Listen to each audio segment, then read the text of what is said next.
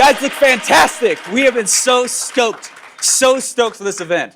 Very, very excited. This event, I was thinking about it last night. I had a 3-hour drive, and I was coming back, and I'm not gonna lie, I started crying a little bit, because I was like, everyone's lives are gonna change tomorrow. And I was thinking just all the epiphanies are gonna happen. All the cool, different connections are gonna happen. Not only will our lives be changed, but be accelerated beyond. What this is gonna do, this event specifically, is gonna give you more of a roadmap and a power to take what you're naturally good at, your unique ability, and it's gonna let you propel even farther. It's gonna give you the roadmap on how to actually go change people's lives with it. Russell and I, back and forth, we've been voxing, for months. Suddenly we had this realization while he was writing his book and going back and forth, oh my gosh, we need an event. We need something that we can go. There's a place here where nobody else is, and we can kind of walk people down the path where at the end of it, people are gonna be able to say, oh my gosh, I get it. Oh my gosh, this is what I needed, the missing piece to actually take me and move me forward. And anyway, so probably didn't help I was listening to Coldplay, but I started crying a little bit. I'm like, it's so beautiful. And but we're very, very excited for this event. Definitely, obviously, take copious notes. We're very excited for this. But without further ado, I want to welcome to this stage a man who has changed the world once, and he's about to change your world again. Please stand up and help me welcome Mr. Russell Brunson! Woo! Yeah! Yeah!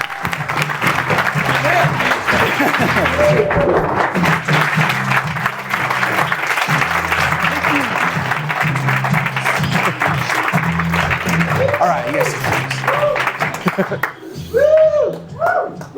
Oh man, I am so excited. You guys have no idea. I hope you're half as excited as I am. I have been up every night for the last 3-4 months, just freaking out about all this cool stuff that we're doing and getting to share with you guys. And it's cool. And I just want to first off thank you guys, because it was a month and a half ago. I was like, we should do a big event 2 weeks before our really big event. And they're like, nobody will come. And then later I found out it was Super Bowl Sunday. So I didn't even know it was Super Bowl Sunday. But we put it on, and then look at this, 50 of you guys came from all around the world of Boise in the middle of the snowstorm to come hang out. So I just want to thank you guys for coming. And I'm excited because this event, we're hoping, and again, this is the test drive to see how it all works. But if this does work, I want this event to be kind of like the gateway that everybody comes through. It's really kind of like the foundation. When we did, how many of you guys came to the Expert Secrets event we did last summer? All right, yeah. A bunch of you guys afterwards pulled me aside and I wish I would have went through that first, because that would put so many things in the right order and a whole bunch of stuff that was foundational that a lot of times we don't get into because we're jumping into all the cool, exciting, fun stuff. And so that's kind of what this event's about, although we're going to be going really deep into the other stuff as well. But the goal of this is to take you from wherever you're at and get all the foundational pieces. In my world, we've got, last week we passed 30,000 active ClickFunnels members, which is nuts, right? So, and I feel like our community's gotten really, really, really good at building funnels. But if you look at, you've heard all the tip of the iceberg thing before, right? But if you look at what we're doing, right? I got blue marker, we'll do the water here. This is funnel building, right? So everyone's building these funnels and they put them out there and nothing's happening. They build another funnel, they're building 20, 30, 40 funnels and they're still not making any money. And I'm why are they not making money? And the reason is because we haven't talked about this piece yet. This is all the stuff we're going to cover in the next 3 days, which is the foundation of that. The funnel's easy. ClickFunnels has made that process really easy. We're going to, in fact, of the whole 3 days, we'll spend a couple hours in ClickFunnels on the third day, and that's the easiest part now, which is funny because that used to be the hardest part. What I want to be focusing on for the next 3 days is this stuff. If we can understand this and get these foundational pieces in place, that's what makes everything grow dramatically fast. That's what takes you from 6 figures a year to 7 to 8. And we're working getting from 8 till 9 right now. And so it's the same foundational stuff that all those things are built on. And so that's kind of the goal. And some of you guys have pieces of these. So some stuff might be oh, I've heard that before, I've done that. And some of you guys, this is going to be hugely the whole foundation's not there at all. And so hopefully it'll be really good. The other thing that kind of inspired me to want to do this event, as I'm working on the Expert Secrets book, which has been a labor of love. I've never had my own babies, but imagine birth is similar to like writing a book. Like it's so much pain and so horrible, and I swear I'll never write a book again. But my wife said that after every one of our 5 kids too, and they just keep coming. So I don't know. But hopefully I'll never write a book again. But after the first book, it was cool seeing people taking it and what they did from it, and all that kind of stuff was really cool and fun and inspiring. And about a year ago is the first time that Brandon and Caitlin, that I first kind of hung out with these guys. And the very first Inner Circle meeting you guys were at, it was cool. He said, we did something way different than everyone else. Everyone else gets in your book, they read the whole thing, they go through all the courses, and then they come back and they try to actually start implementing it. And Brandon was like, we watched like 5 minutes and we pushed pause, and then we did it. And then we push play again, and then we paused, and like, for how long was the process? I don't even know. Like 3 weeks. So for 3 weeks, they like play, stop. And I was like, that's so interesting, because most people like, we go so far and we learn all this stuff, and like you get all these ideas, and then the ideas leave as you get the next idea, and it's just this huge thing, and then the end of it, you're like, I don't even know where to start. There's all this stuff. And so I was like, well, what if we figured out a way to break it down where it is like more step by step, piece by piece? And so that's what's gonna be happening here, is we're gonna be talking about stuff, and then we're workshopping stuff. Workshopping, because I wanna get all these foundational pieces in place, so the time you guys leave, like this is rock solid, and then anything you do up here just becomes really, really easy and really, really fun. A couple of things, we are filming this. These are these cool mic boxes. Have you guys seen this before? Yeah. So this is how it works. If you want to ask something, you raise your hand, because I don't want to like, on the videos, you ever watch seminar videos later and like someone asks a question, you can't hear it, and then the person responds and it's really annoying. So these are hot mics. And so what happens, let's say you got a question, raise your hand. I throw it to you. What's up? Yeah. So if you don't have the box, you're not allowed to talk. Is that a good rule for everyone? Yeah. Okay, everyone, if someone asks a question, like keep us in check. We have 2 boxes too, so we'll keep throwing these around. But that's kind of the game plan with these. So if you have a question, raise your hand and I'll throw it to you. The other thing is we're not just gonna be sitting here like at a desk. Like that's so uninspiring and like, blah. So what we're gonna be doing, the last Inner Circle meeting we were at, Garrett White came to it, and he's like, you guys are really excited, like you have a lot of energy, but then like you all sit around desks for like 2 days. And how many were in the group when Garrett was here? Couple of guys. So what he made us do, and it turned out to be amazing. So we're going to start doing this in everything we're doing, is between sessions. Like we're in a workshop, and we're not going to be sitting here like at a computer like nerds. We're going to get up and we're going to be walking around and sharing things together as a group. And I'm going to do that here in a minute. And so at each workshop thing, I'll kind of talk about. There might be a few minutes of you guys figuring stuff out, and after you figure it out, you're going to stand up. And then you're going to find somebody. Each time I want you to get different people, because if it's the same person every single time, you'll get into patterns, you let each other cheat and all that kind of stuff. And so you're going to grab a different person every single time, and you're going to walk around the room while you're sharing that thing, whatever that thing might be. So depending on the workshop, some might be short, some might be longer, but that's kind of the game plan. So we're going to do a test drive right now, so you guys can all practice.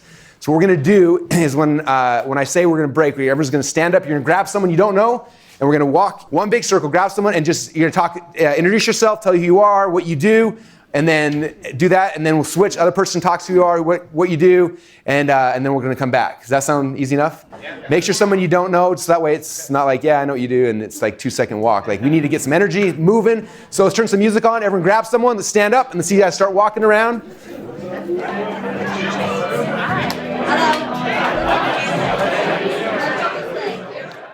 You guys all have a copy of the .com Secrets book printed out, so it's not back from the publisher yet, but I thought I'd give you guys a sneak peek. So you've got that to kind of go through. A lot of what we're talking will be following that outline. And then the second thing is this is called our FHAT manual. And I want to just give credit to Steve Larson over here. What day was it you were finishing it? Was it anyway, whatever. It was like a week ago. We had it had to be to the printer on a certain day, and so we were planning everything out, and he started working on it, and then he got sick, and he went home, and so he spent like 18 hours in bed puking, like he'd be like, and then like to get it done in time for this. So like, this is awesome, and it's all because of him, so. Yeah, we just sanitized the copies afterwards. But hopefully this will be a good outline. I changed some things a little bit, so it might be a little out of order, a couple things, but it should be a good outline, pretty much where we're going, so you can take notes in order of all the cool stuff we're covering. And today we're going to be talking about building a culture of people. Tomorrow we're going to be focusing on belief and story, and then Wednesday, we're going to be getting into more funnels, and actually you guys are going to be doing some stuff that you're going to feel really uncomfortable with. I hope you're okay with that. Everyone okay with that? Let's go. All right. Okay. The goal of this event is this, which is kind of like the subtitle of the book, is how to create a mass movement of people who will pay you for your advice. as I was putting together this book and all this stuff, initially it was like how to like get your message out, which is like an important piece of it. But I know a lot of people who've got amazing messages that could change the world, but they have no ability to get it to people. Like they're like experts standing on a soapbox talking to themselves, right? Like if you don't have a bunch of people that you're talking to, like what's the point of it, right? Like what's the sound of one hand, or what's the sound of if a tree breaks in the woods? Like does it make a noise, right? Like I don't know, no one's there. They don't know. Like it doesn't matter. So the bigger thing I want to focus on a lot today is like how do we build a mass movement of people? Like so you have an audience so that people are there. So when all these things you're doing are amplified, because you don't have that audience, like it doesn't really matter. It doesn't matter how good your message is. And so that's kind of a big focus. The back cover of the Expert Secrets book. I had the publisher's like, I have to have this for the publishing company. And so I was like, what am I going to write in the back of the book? And I was kind of stressing out about it. And I was sitting there. And then I was trying to write like a typical back of the book. And then I was like, you know what? I'm going to write what I actually feel. And so I wrote the back book of the cover. And that's kind of what the book and then also this is about. It's not in the back cover for you, but it's in the front cover. So it says, what is Expert Secrets? I'm just going to read it to you guys because this is kind of my goal of what this whole thing is for all of us. So it says, Expert Secrets is the second half of a journey that you've already started on. Something you experienced in your life started you on this path, which caused you to want to become more. You started to read books, you studied, you experimented with things you learned, and by doing so, you've become who you are today, an expert. So that's all of you guys. Like all of you guys are amazing. I'm excited for you guys all to get to know each other. I know a lot of you guys do, but like this is some of the most talented individuals I've ever met in one room at one time. It's pretty insane. But as most experts soon find out, no matter how much personal development you achieve, there will always be a point where you can no longer progress. The only way to continue to grow is by helping others become like you. Yes, true growth and fulfillment comes from your contribution to others. Your message has the ability to change someone's life. The impact that the right message can have on someone at the right time in their life is immeasurable. You can help save marriages, repair families, change someone's health, grow a company, or more. But only if you know how to get in the hands of people whose lives you have been called to change. Expert Secrets will help you find the voice and give you the confidence to become a leader. Expert Secrets will show you how to build a mass movement of people whose lives you can affect. Expert Secrets will teach you how to make this calling a career where people will pay you for your advice.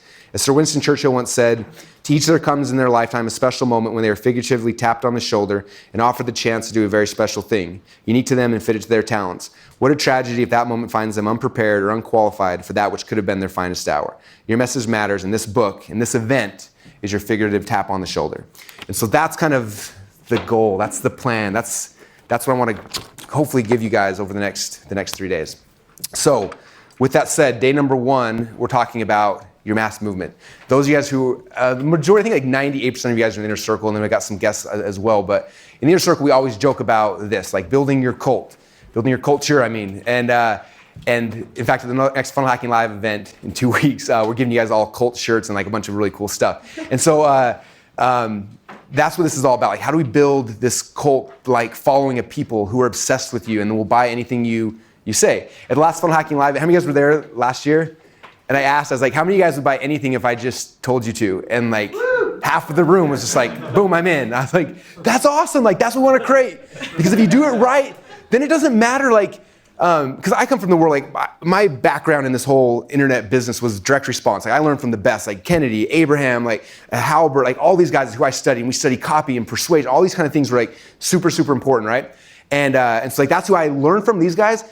And nowadays though, it's like really good copy is good to get cold people in. But if you're like a jerk or your movement sucks or you're not, like if you don't have those things, then everything falls apart.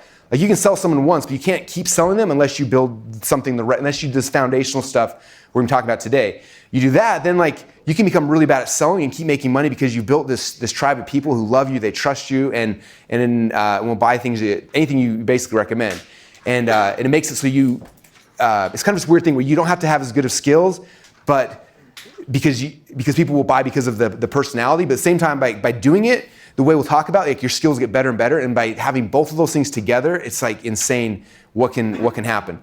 And so, I mean, I'm just looking at our company. I spent, the first 8 or 9 years of our business stuck at like probably $3 or $4 million a year. Like we couldn't get past that until we made these like fundamental shifts, and that's when it was like just started skyrocketing. And so, and a lot of these things we're talking about, like the things we kind of discovered along the way.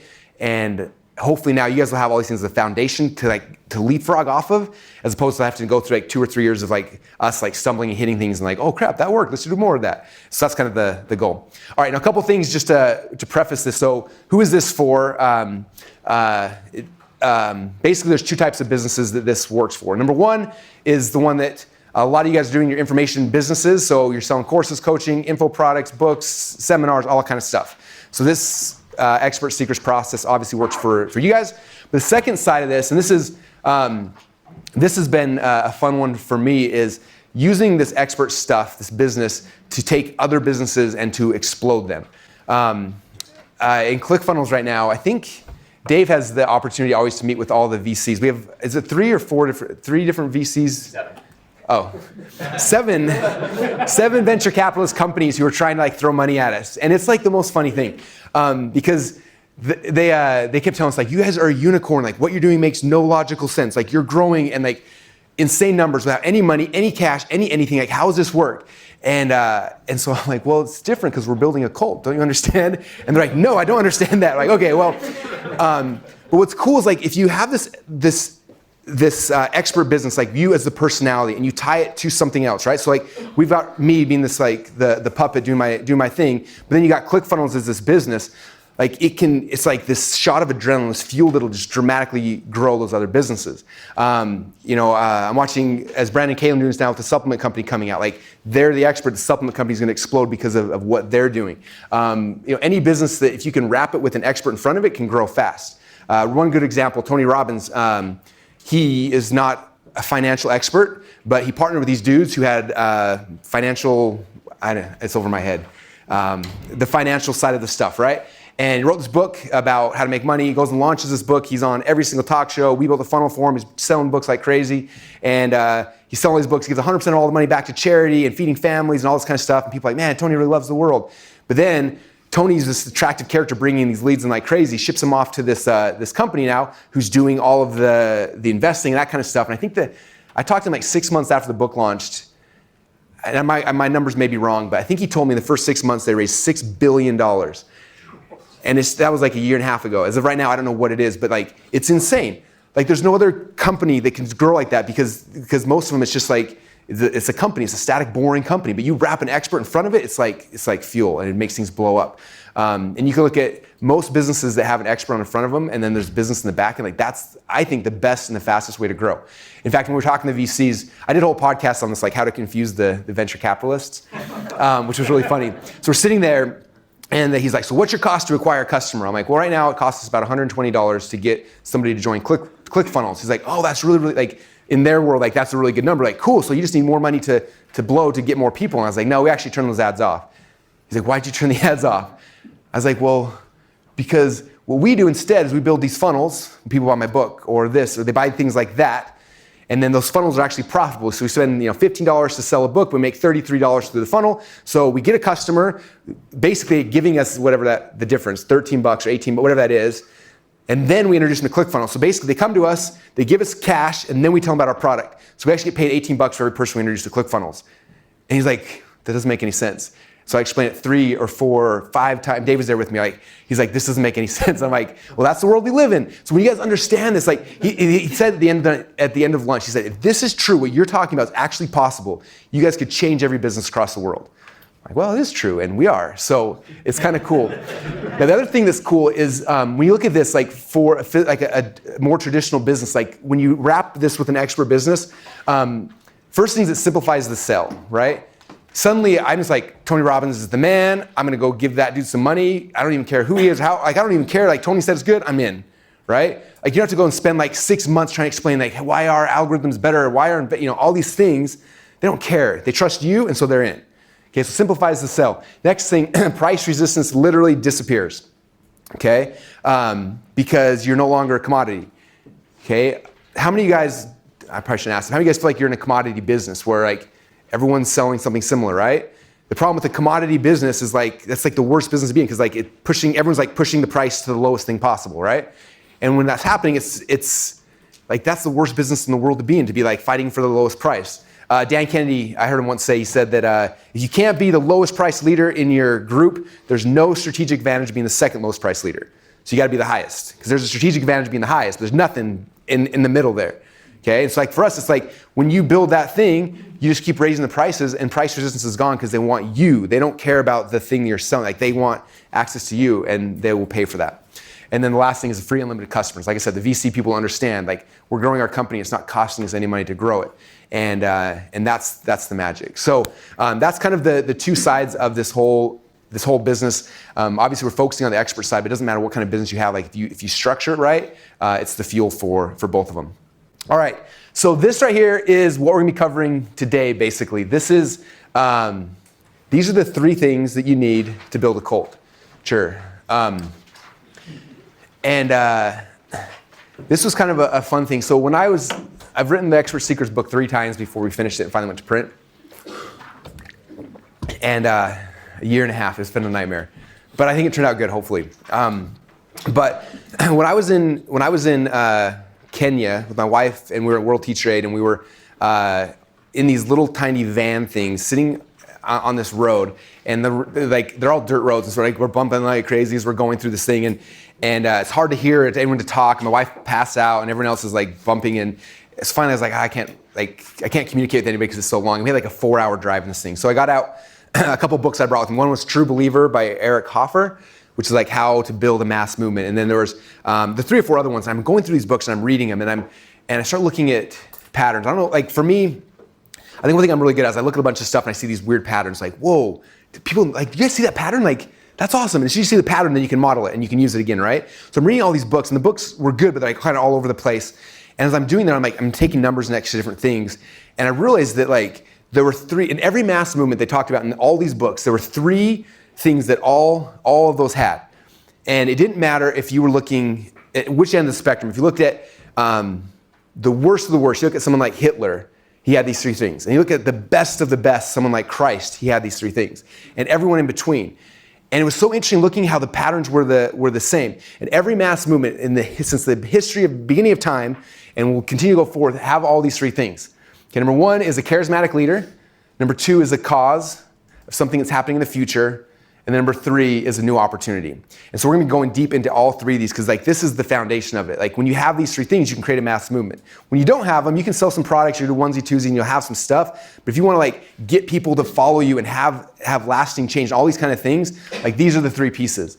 And it's been interesting as I've become aware of these things now, then it's, again, as soon as you become aware of a model or a pattern, then you can go and you can tweak things based on that, right? And so since then, which has been now probably 7 or 8 months ago since we were there, we started looking at all these things and like, hey, how can we, let's try this. And like, some things worked really good, some things didn't work. We kept doing things on all 3 of these different things.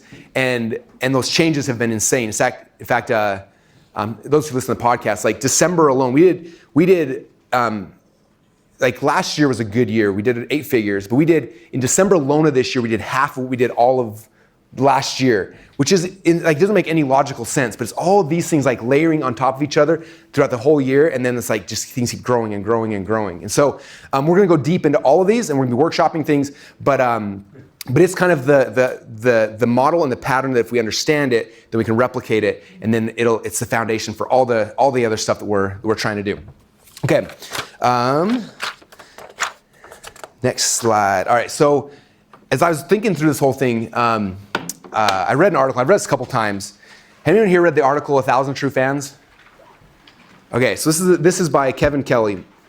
And the article is awesome. Tim Ferriss talked about it in his most recent book as well. But it was just an article, or like a blog post or something he wrote called 1,000 True Fans. And this was kind of the key piece in there. He said that a creator such as an artist, musician, photographer, craftsperson, performer, animator, designer, video maker, author, in other words, anyone producing works of art, which is what we're all doing, okay?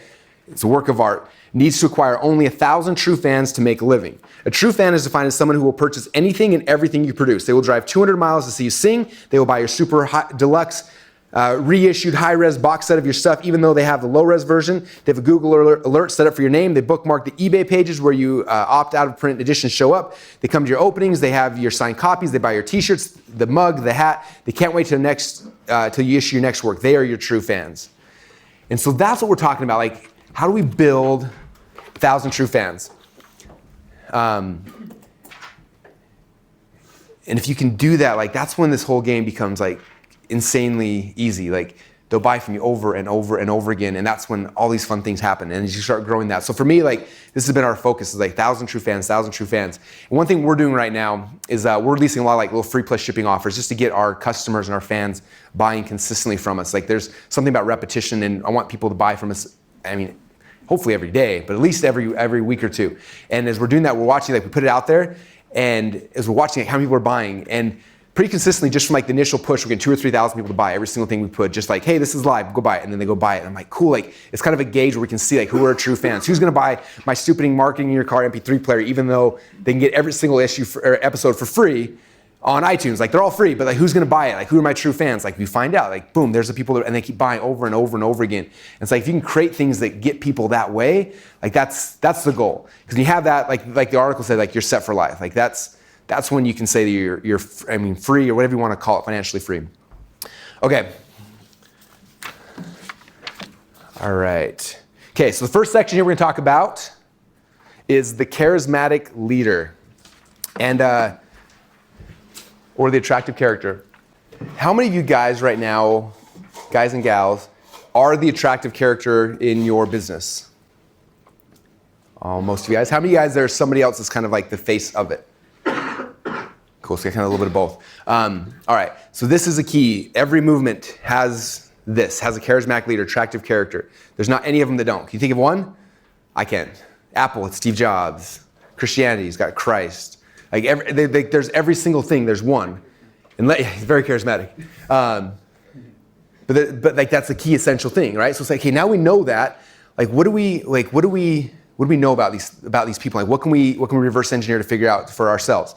And the one thing is, the biggest thing as I've been talking about this book and sharing more and more people, I get tons of resistance from people like, well, I'm not expert. I don't, and like there's always that thing, right? And I understand that, like the feeling of inadequacy. Like I don't know if I'm good enough. I don't know if I'm smart enough. I don't know if like I don't know about you guys, but I still feel that. Like I've been so nervous about this. I put so much time and effort because like I'm scared to death to get up. Like you see me jumping around like a little kid back. I'm so excited. I'm so nervous because like I want to produce for you guys. I don't want any of you guys going like, man, that was a waste of 3 days, right? Like I have the same inadequacies. Like I'm nervous, like, and everyone has that.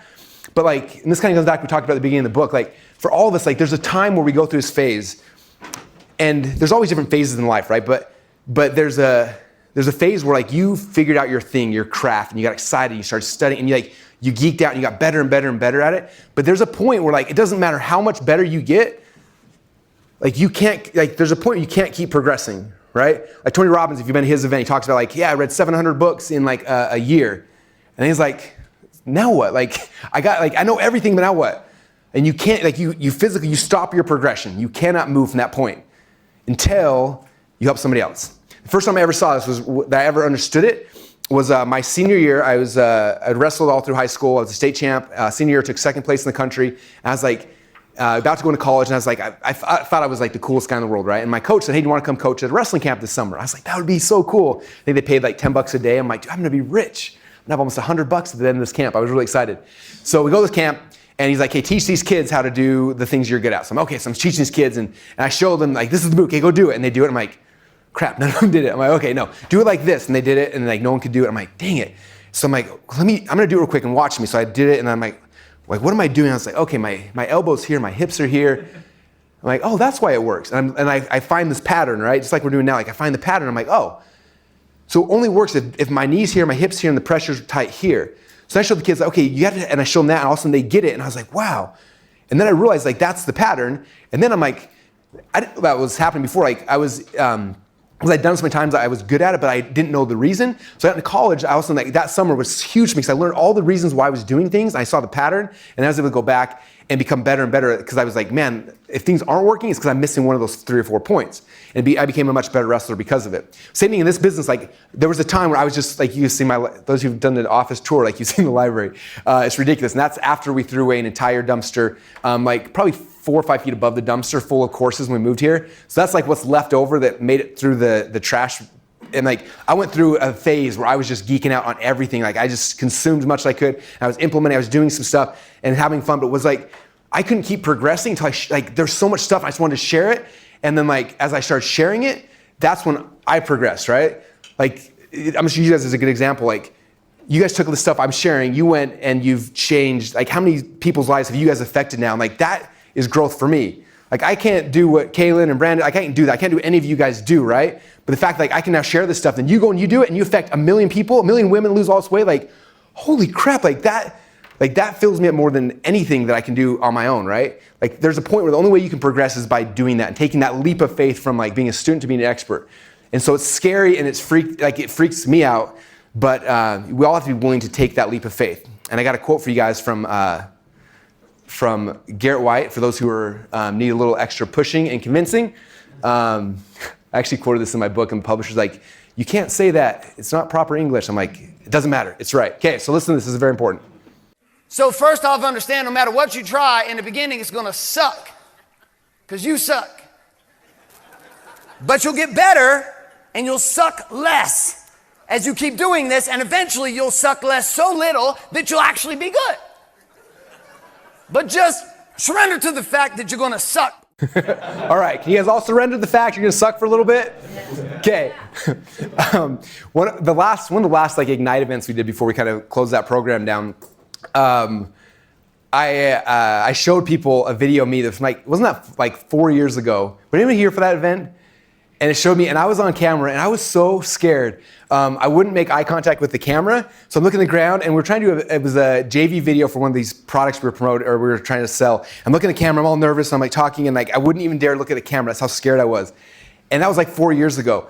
And it's funny, because like, now people are like, oh, well, you're so good in front of the camera, you're so good on stage. I'm like, are you kidding me? Like, it's because I stood up here like an idiot over and over and over and over again. We'll get to the perfect webinar stuff probably tomorrow, but like, I didn't learn how to sell by like reading a book then selling. Like I got on a stage, I walked up there in front of like a couple hundred people, I did my thing, I sold, and nobody moved. And I was like, oh crap, that was embarrassing.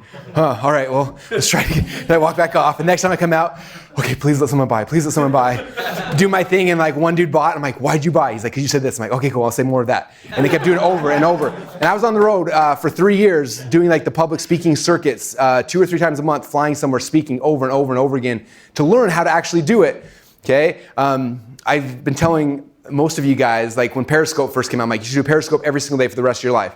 And a bunch of you guys started and then stopped, and like the big common theme is like, well, no one's watching me. I'm like, it doesn't matter. It's not about the people watching you. It's about you guys, about us learning our voice and understanding that. Like, that's the most important thing.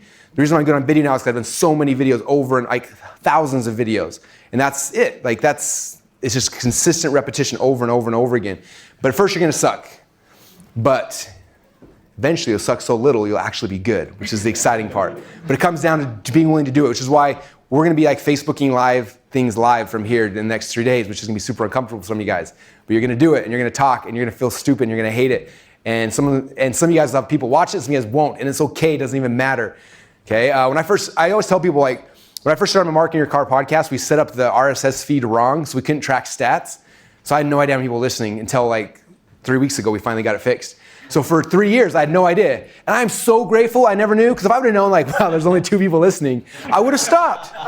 Okay, now I'm 300 episodes in, and we have this huge following. Like we finally got the RSS feed figured out like 3 weeks ago. We're already at like 400,000 listens in like 3 weeks. I'm like, crap, people are listening. But they weren't at first. I kept doing it over and over. In fact, Steven told me, he's like, yeah, the first like 41 episodes of your stuff, like, they weren't that good, man. But about 42 is like when I started actually, like, you gave some good things. I'm like, oh, cool, I don't know. I was just talking in my phone while I was driving because that's what I knew how to do.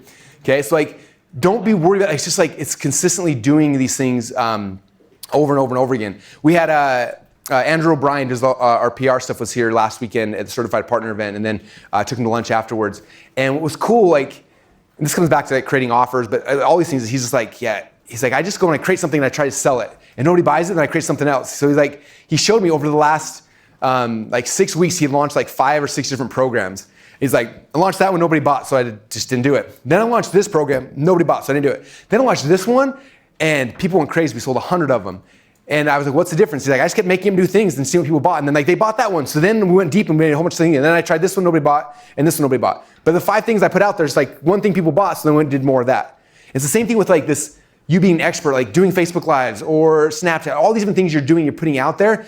It's less about like making money right now. It's more about like finding your voice and getting comfortable in that in that state and being good with yourself. And then as you're putting things out there, you're going to find out what people actually resonate with. Okay, good example is Anthony when he launched the Biohacking Secrets book. First off, it wasn't working very good. And so we got on a call. I was like, hey, you need to do a Facebook Live a day, every single day, till forever. And he's like, all right, man. And then I was like, do you remember I told you, I'm like, do all the weird stuff, like get the lights on your head and like stuff up your nose and like, that's gonna go like crazy viral. And he did and like nobody cared. But then he did this one, it was like how to biohack your vegetables. And I was like, dude, that's like the stupidest, like put the lights in your nose while you're doing that. But he didn't. And biohacking your vegetables got like 3 or 4 million views. And like, you don't know what people want. So you gotta put out a whole bunch of stuff out there. And he's got like, I don't know, like dozens of videos now that have gone crazy viral and even more that have failed, but it's like consistency. I think for now, you're pretty dialed in, like you know what people react to and what they don't now. And that's the key is like just consistently doing it over and over and over again. And being okay feeling stupid when they don't. Because that's the coolest things that nobody knows. Like if you fail, like, yeah, nobody really knows, which is kind of nice. Only people really know is yourself, but if you don't tell anybody, then nobody knows. In fact, the very first event I ever did, I was at I joined, Matt Fury had this mastermind program, so I joined it. And the very first call, he was on there, it was so funny. The guy was like, some guy called and was like, I have a question, like I'm in the weightlifting market and I lift weights and like, how do you guys grow my business? And Matt's like, you know what you should do, man?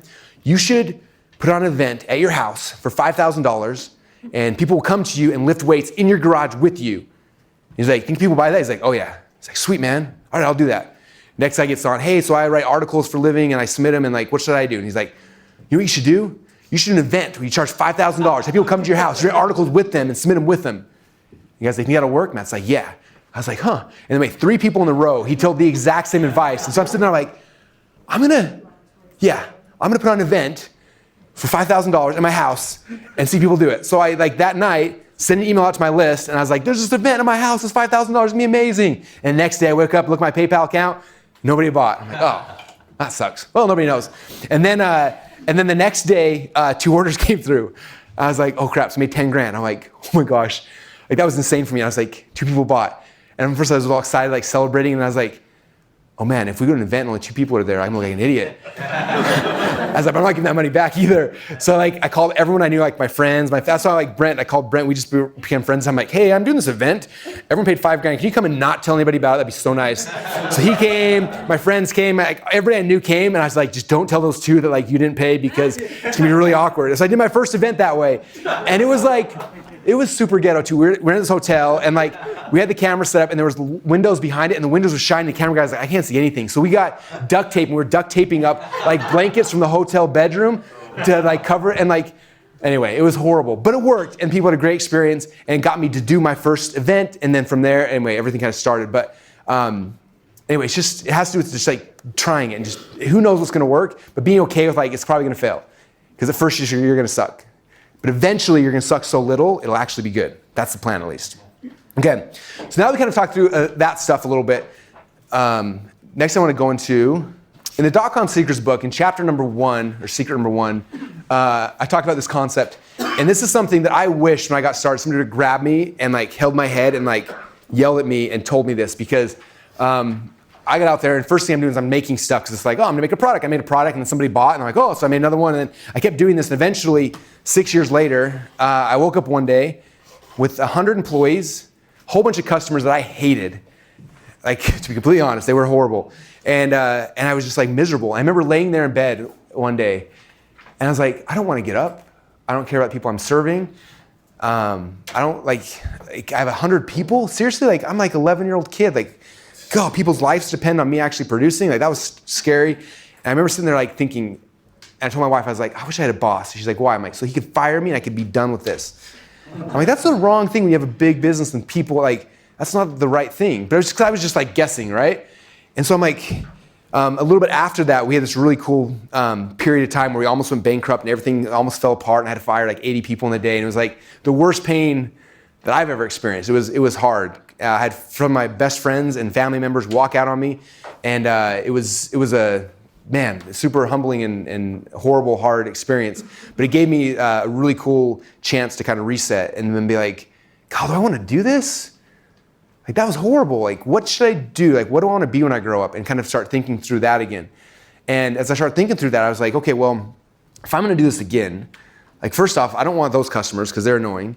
Like I want a different kind of customer. So I started thinking through who would I actually want to serve? Like what would my dream? And I remember as we were kind of doing this, we had launched we had our supplement, we had other businesses that were kind of starting to happen during that time. And it was kind of when we were thinking about getting back into like this kind of the business, like the coaching and all those kind of things. I was like, well, I'm going to do it again. Like who do I want to serve? And I was like, well, I want to serve like real entrepreneurs, not like the ones that are like, oh, I want to make money, I want to get rich on the internet. I'm like, I want real people who actually like are excited by this. And I was like, they're like people like me where I can share the cool weird crap and they're gonna be like, oh my gosh, that was awesome, as opposed to like, yeah, that's cool, but how do I buy a domain name? Like I'm kind of stuck on like that part, you know? And so like I vividly figured like who are the people I actually want to serve? And if you read the book, I went deep. I found pictures of them and put them out there, and like these are the type of people I want to serve. And then after I had, which is the coolest thing, if you guys saw like the profiles I wrote up back then, how close you guys all match that is insanely like, it's insane for me. Like I didn't know you guys existed until we created that and started putting things out, and then you guys came. Like as you guys get to know each other better, like every one of you guys are my dream people. Like I've been so excited to come here. Before, I would not want to ever meet my customers in real life because I would have just been like miserable. Where this is like, all you guys are awesome. But you can't get the right people unless you figure out who they are first, okay? And one good thing that we told Adam over and over and over again is like when you're figuring out your who, like one of the biggest things is make sure that like you're finding people that actually have money. Like rule number 1 is don't sell broke people, right? Like last Inner Circle event, we had him out there and we like tattooed it to his arm. And then last month, do you want to tell everyone, do you want to share like what happened since the Inner Circle meeting? Like this is pretty cool. Oh wait, hold on, you need the box. Heads up. First time throwing it far. Yes, it worked. Hello? Okay, so at the last Inner Circle meeting, the big problem was I was selling to broke people. And so Garrett White takes a Sharpie, and he really Sharpies it all over my arm. So I was there for like a week.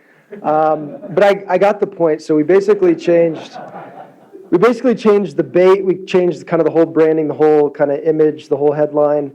And we started attracting our exact clients who we wanted to, and we did over $100,000. In a month, right? In a month. It's insane. Yep. Thanks, man. Man, the light's blinding me. I was like, that's gonna smack me in the face, and then it like appeared. Whew. All right. So that's the power that like it's huge. So after you figure out like who do you want to serve, then it's like where are these people at? And that comes down to traffic. And we'll get into that deeper throughout today and throughout the weekend. But the next thing is like, what's the bait we're gonna create? Like when I understood this, it was like, if I create bait that attracts poor people, I'm gonna get poor people, right? Like I love poor people, but like I don't want to sell broke people. Like I don't want to like try to convince them to give me the last $5,000. That's a horrible business to be in. But if I put the right bait out there, I'll get people where it's like, oh, they want that. It's like all of you guys in here, no offense, like you were the easiest sales in the world. I was like, do you want to come? It's $25,000. You're like, yeah, we're in. Like, it's so much easier, right? Like you bring the right people in, like selling becomes way easier. It's just a whole different thing. But it comes down to like, what's the bait you're going to put out that gets the right people in? Okay? When you're selling like how to get rich on the internet stuff, you're gonna get crappy people. You sell like acai berry, like how to lose weight, you don't do anything, just pop these magic pills, you lose weight, you're gonna get those kind of people. You want the real people, the people you actually wanna work with, you have to create something different. Like the bait is what gets the right person in. So for us, the first bait we created was the 108 Split Test book, which still sells like crazy, by the way. It's so cool. We put it out there and we started selling those, and it was a free plus shipping, and we didn't make any money on it, but we were like, it was interesting, the people that bought it, like the people on my list at the time, no one bought it, but like you guys all started buying it. Like the right people started buying it. And it was a scary transition point because we were making a bunch of money over here. We talked about this last night a little bit. Like we're making money over here, and then we're like, okay, we're gonna stop that. So we shut it down and we start this, here's 108 Split Test book, and like sales were just like, we're like, oh, like crashing and burning. We're like, we almost lost the entire company again. I almost burned this thing down like 3 times. So hopefully that's inspirational for you guys. And like, it was this horrible thing, but then also like the right people started buying, and like we started getting the right customers in, but we're like, we didn't know what else to sell these guys. And we had to go through a lot of the process we'll talk about today to figure out like what the right people actually wanted. And we figured that out, then it was just like, whoo, it completely transformed and took off and changed everything. So it's key is like figuring out who you actually want to serve, and then the bait that will attract them, and then making your business focus on the results. Like that's, I mean, we talk about that for a day, and we probably will deeper, but results are the key. All right, so I know a lot of you guys most of you guys have businesses, and so, but I want to go through this process, because I talked about it in the book, and it was a fun experience when we were working through this section in the book and trying to really get deep into understanding it and explaining it. And I think it's valuable, even if you have a business, like just looking at like the market you're serving, like if there's tweaks or changes, that'll exponentially open up things for you. So as I was going through this, I realized there's only really 3 core markets. Like every one of your businesses fall into one of these things. It's either wealth, health, or relationships. If there's a 4th one, let me know. But I thought for a long time, and actually I don't want to know, because the book's already sent to the publisher. So don't let me know. But for the most part, they're all going to fit into one of these 3, right? And so you think about it, it's like at the beginning of the expert secret world, or like when people started becoming like experts in things, like they kind of were one of these 3 things, right? It was health, wealth, relationships, and they were like, hey, I'm gonna teach you how to lose weight. And all of a sudden everyone's like, oh, and they like made tons of money, right? Because they were the first dudes, and everyone's like, oh, this is awesome. And it was really, really easy. But then everyone's like, well, that guy's making a lot of money. I can do that too. And they start jumping in. Soon, what happened is that each of these 3 markets became this. They became the red ocean, blue ocean concept, right? It was this red ocean. Now there's 10, 20, 30, 50, 100, 1,000 people all doing the same thing, all going for the same fish, the same thing. And so the water becomes super bloody, right? And so what happened is that marketers, business, like people like us had to figure out, okay, well, I need to, like everyone's fighting for the same customer. Like how can I shift this to get away from the blood and get into a blue ocean? So you haven't read the book Red Ocean, Blue Ocean. It's a great book, but it's about this whole concept of like the red ocean of competition versus the blue ocean where you're unique and you're your own, right? And so what happened next is, I'm sure, I don't know the history lesson behind it, but I'm pretty sure this is when things started actually splintering out. So now you got wealth, but you break it down, like inside of wealth, there's finance, investing, real estate, sales, internet marketing. There's a million different we call them in the book, call them sub-markets, right? Same thing in relationships. You got love, dating, marriage, all those things. Then in health, you got nutrition, strength training, weight loss, diet. There's like all these things started sprouting out, all these little blue oceans, right? So everyone's popping in these different blue oceans. And for a while, like there was one dude who was the sales guy, right? I look back, the guys I learned from Nish, like Kennedy and those guys, like Zig Ziglar was the sales guy. Dan Kennedy was the direct response guy. Like they were just kind of in their own little blue oceans, and that's why they made all this money, because they were the only ones. But then they got really good and Dan Kennedy's trained everybody, and then everybody goes out and becomes little hens, and they're all fighting in the same pond, and suddenly this blue ocean that was amazing becomes all red and choppy and bloody, and that's like, oh, like, how do we compete here now, right? And so for us, like that's the world that we've inherited. That's where you guys are at right now. And so a lot of you guys, a lot of people, they jump in like, hey, I'm a diet guru, I'm a finance guru, and they jump into this thing, and you're already in red waters. Like, so you can go and you're fighting with everybody else, but like you can't, it's hard to win when you're fighting with potentially some markets, thousands and thousands of people, right? And so for you, you got to figure out, okay, we got to go one step further. We're in this red market. If I picked whatever sub-market, I've got to go and I got to figure out a new one, and I've got to create my own niche. Now, I emphasize the word create on purpose. Every person I learned from up to this point, we always tell them, go pick a niche. Go pick which niche you want to be in. If you pick a niche, that means you're stepping into a red ocean. Like if it's something you can pick, it's already created. There's somebody there. So you can step into that, but you're not. Maybe you have less competition, but you're still in a red ocean. So you have to figure like, how do I create my own niche within this? Where you can create and carve out your spot in this ecosystem. I had a friend that's he's a brilliant guy, Michael Lovitch, some of you guys may know him. He's got a couple different companies, but he was the first one to explain this to me. He said like, when you go into a market, there's like an ecosystem, right? And the ecosystem is a whole bunch of people, like there's like the guy doing this and the girl doing this, and there's all these different people. And it's like, you can go and like, compete, like, oh, I'm gonna do what that guy's doing. But then like, since you're doing that, like now there's this weird, like now you're competing, and then like all his friends won't like you because you're competing, and like it clouds up this whole ecosystem, makes it like, again, bloody waters, right? Or if you can come in the ecosystem, like, hey, here's the health market. All right, there's the dude doing that, someone doing that. Like, here's all the people. And it's like, where do I fit? And if you can find your spot that's different, then all the other people no longer are like these competitors with you. Suddenly, like, they become your best partners and all these other things. Like, there's tons of benefit from that. But it's coming down to like creating your own niche and figuring out like what is your spot inside of this whole ecosystem. In the book, some of the examples I was giving, I kind of gave out. If you look at this, so let's do this. So here's the market. From there, we'll move to a sub-market. And then here, this is where you're creating your thing, your niche, right? And so if you're from Canada, they call it niche. If you're from America, we call it niche, right? Is there any other variations of that? I think that's most of them. And so, for example, like if I look at this, let's say I'm in the wealth market. So let's say I'm wealth. And then over here, my sub-market is, let's say it's real estate. I do real estate coaching or whatever. And then from here, I'm like, okay, well, there's like the flipping people, how to flip houses. There's how to short sell. There's how to, no money down, lease options. Like, what are all the different niches? So I can go and like jump into bloody water. I can be like, hey, what can I create that's different than everyone else? I had a friend, and this may be red waters now, but I had a friend like 10 years ago where he started doing this thing where he'd go to eBay and he'd find these crappy houses for selling eBay. They're like $100 because people were the government would like get them back and then post them for like $100 you can buy this house. It's horrible, like crappy houses. But he found out this thing where he'd go to eBay and he'd like see a house for like $100, he'd buy it, and then he'd like get the listing, and then he'd repost it on eBay, and he'd rewrite the headline, some copy, and put a couple pictures on there, and he'd repost it, and he'd buy it for about $100, and he'd flip it for like $3,000 or $4,000. And he made millions of dollars doing that. And then he created a whole course on that. And so it's like, that is like like eBay house flipping.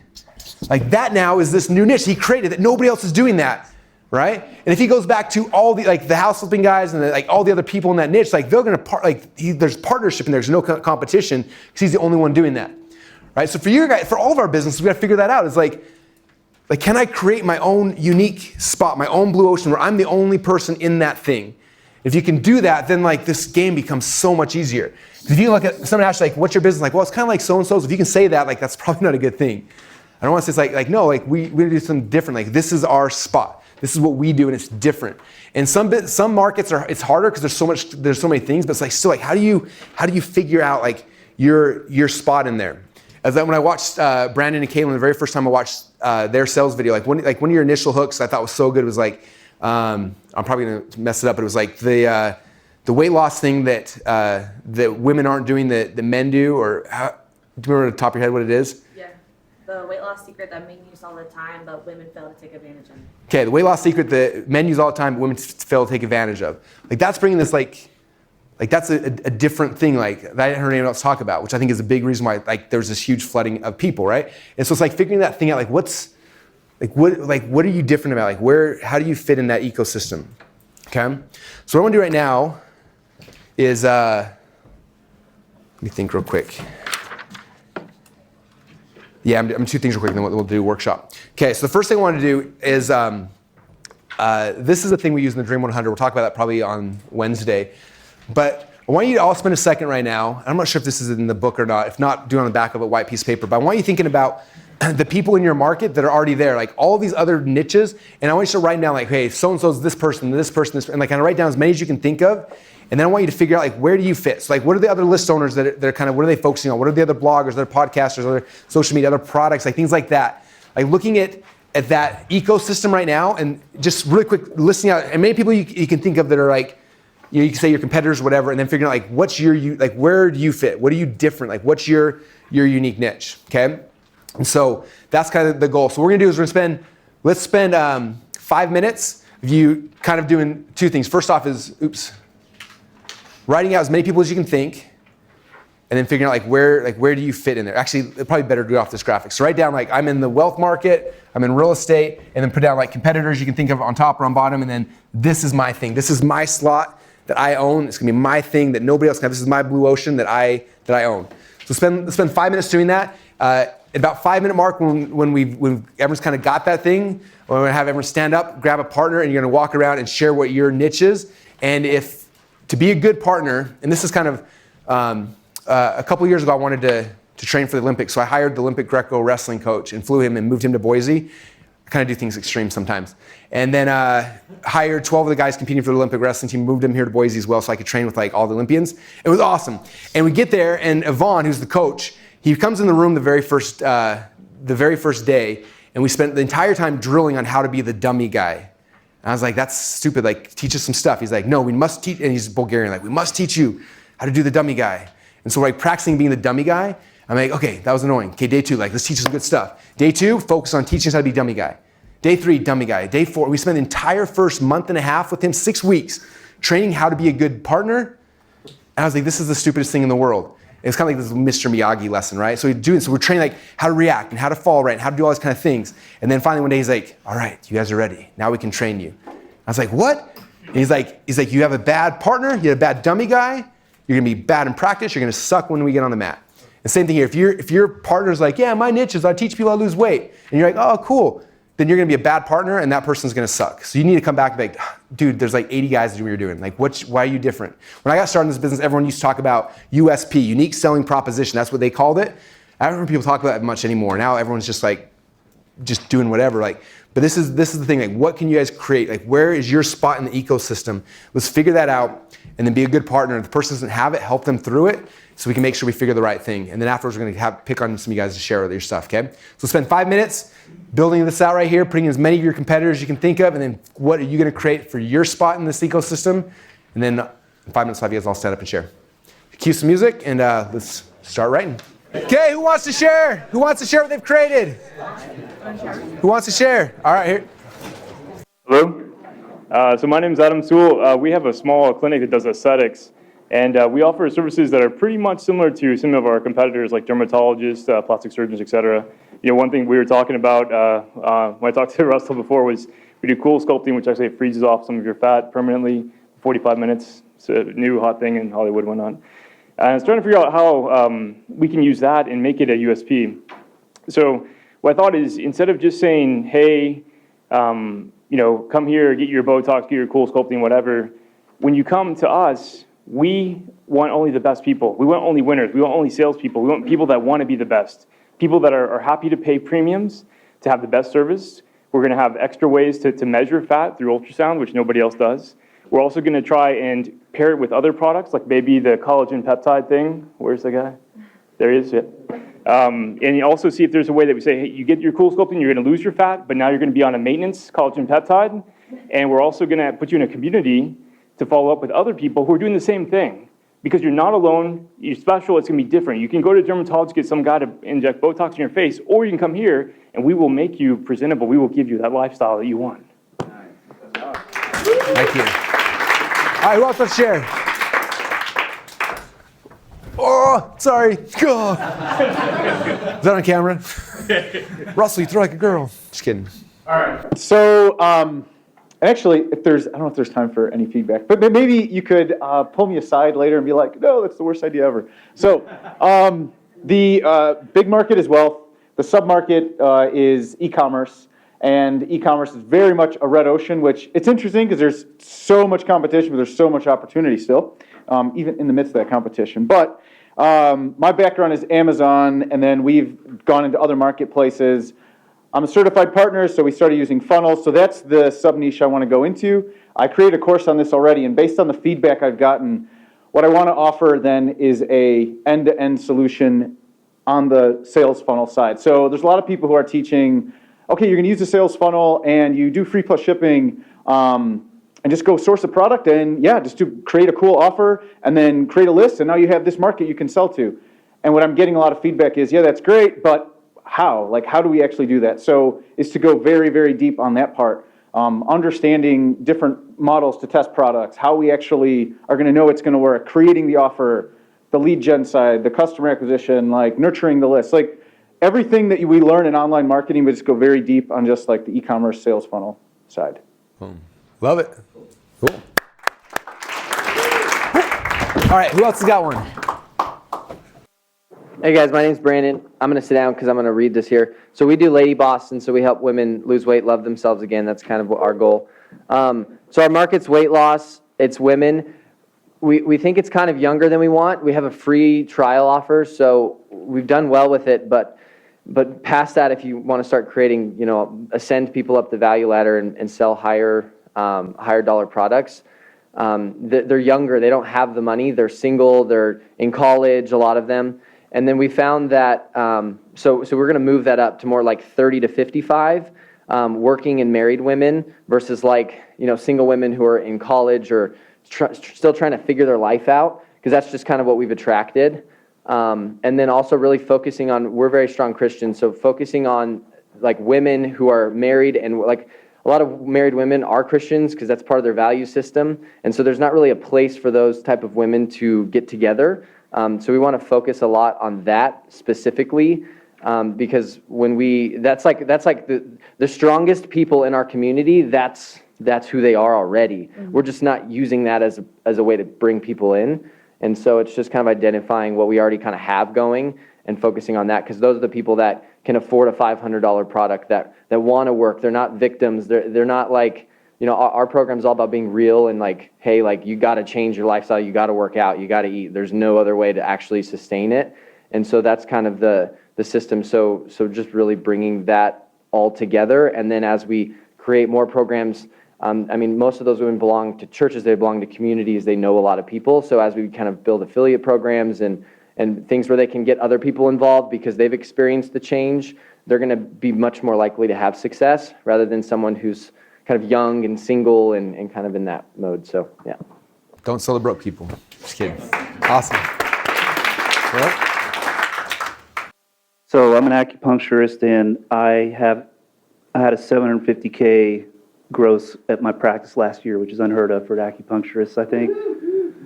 And so, yeah, this is just with, just putting needles in people. It's amazing. I looked at it the other day, I was like, dang, really? Seriously? That's awesome. So I realized I want to teach other people how to do it, because I think in our field there's a lot of people who want to have that kind of impact.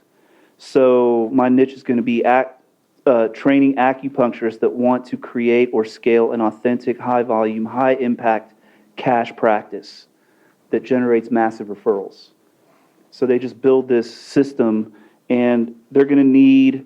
The cool thing about Chinese medicine, what we do already, is that we have this kind of map for how to transform energy. Chinese medicine is a map for how to transform people's lives. Okay, so I'm going to empower them on that message. Like, you have been handed this map, how to change the world. So now what we need to do is we need to be powerful and do that.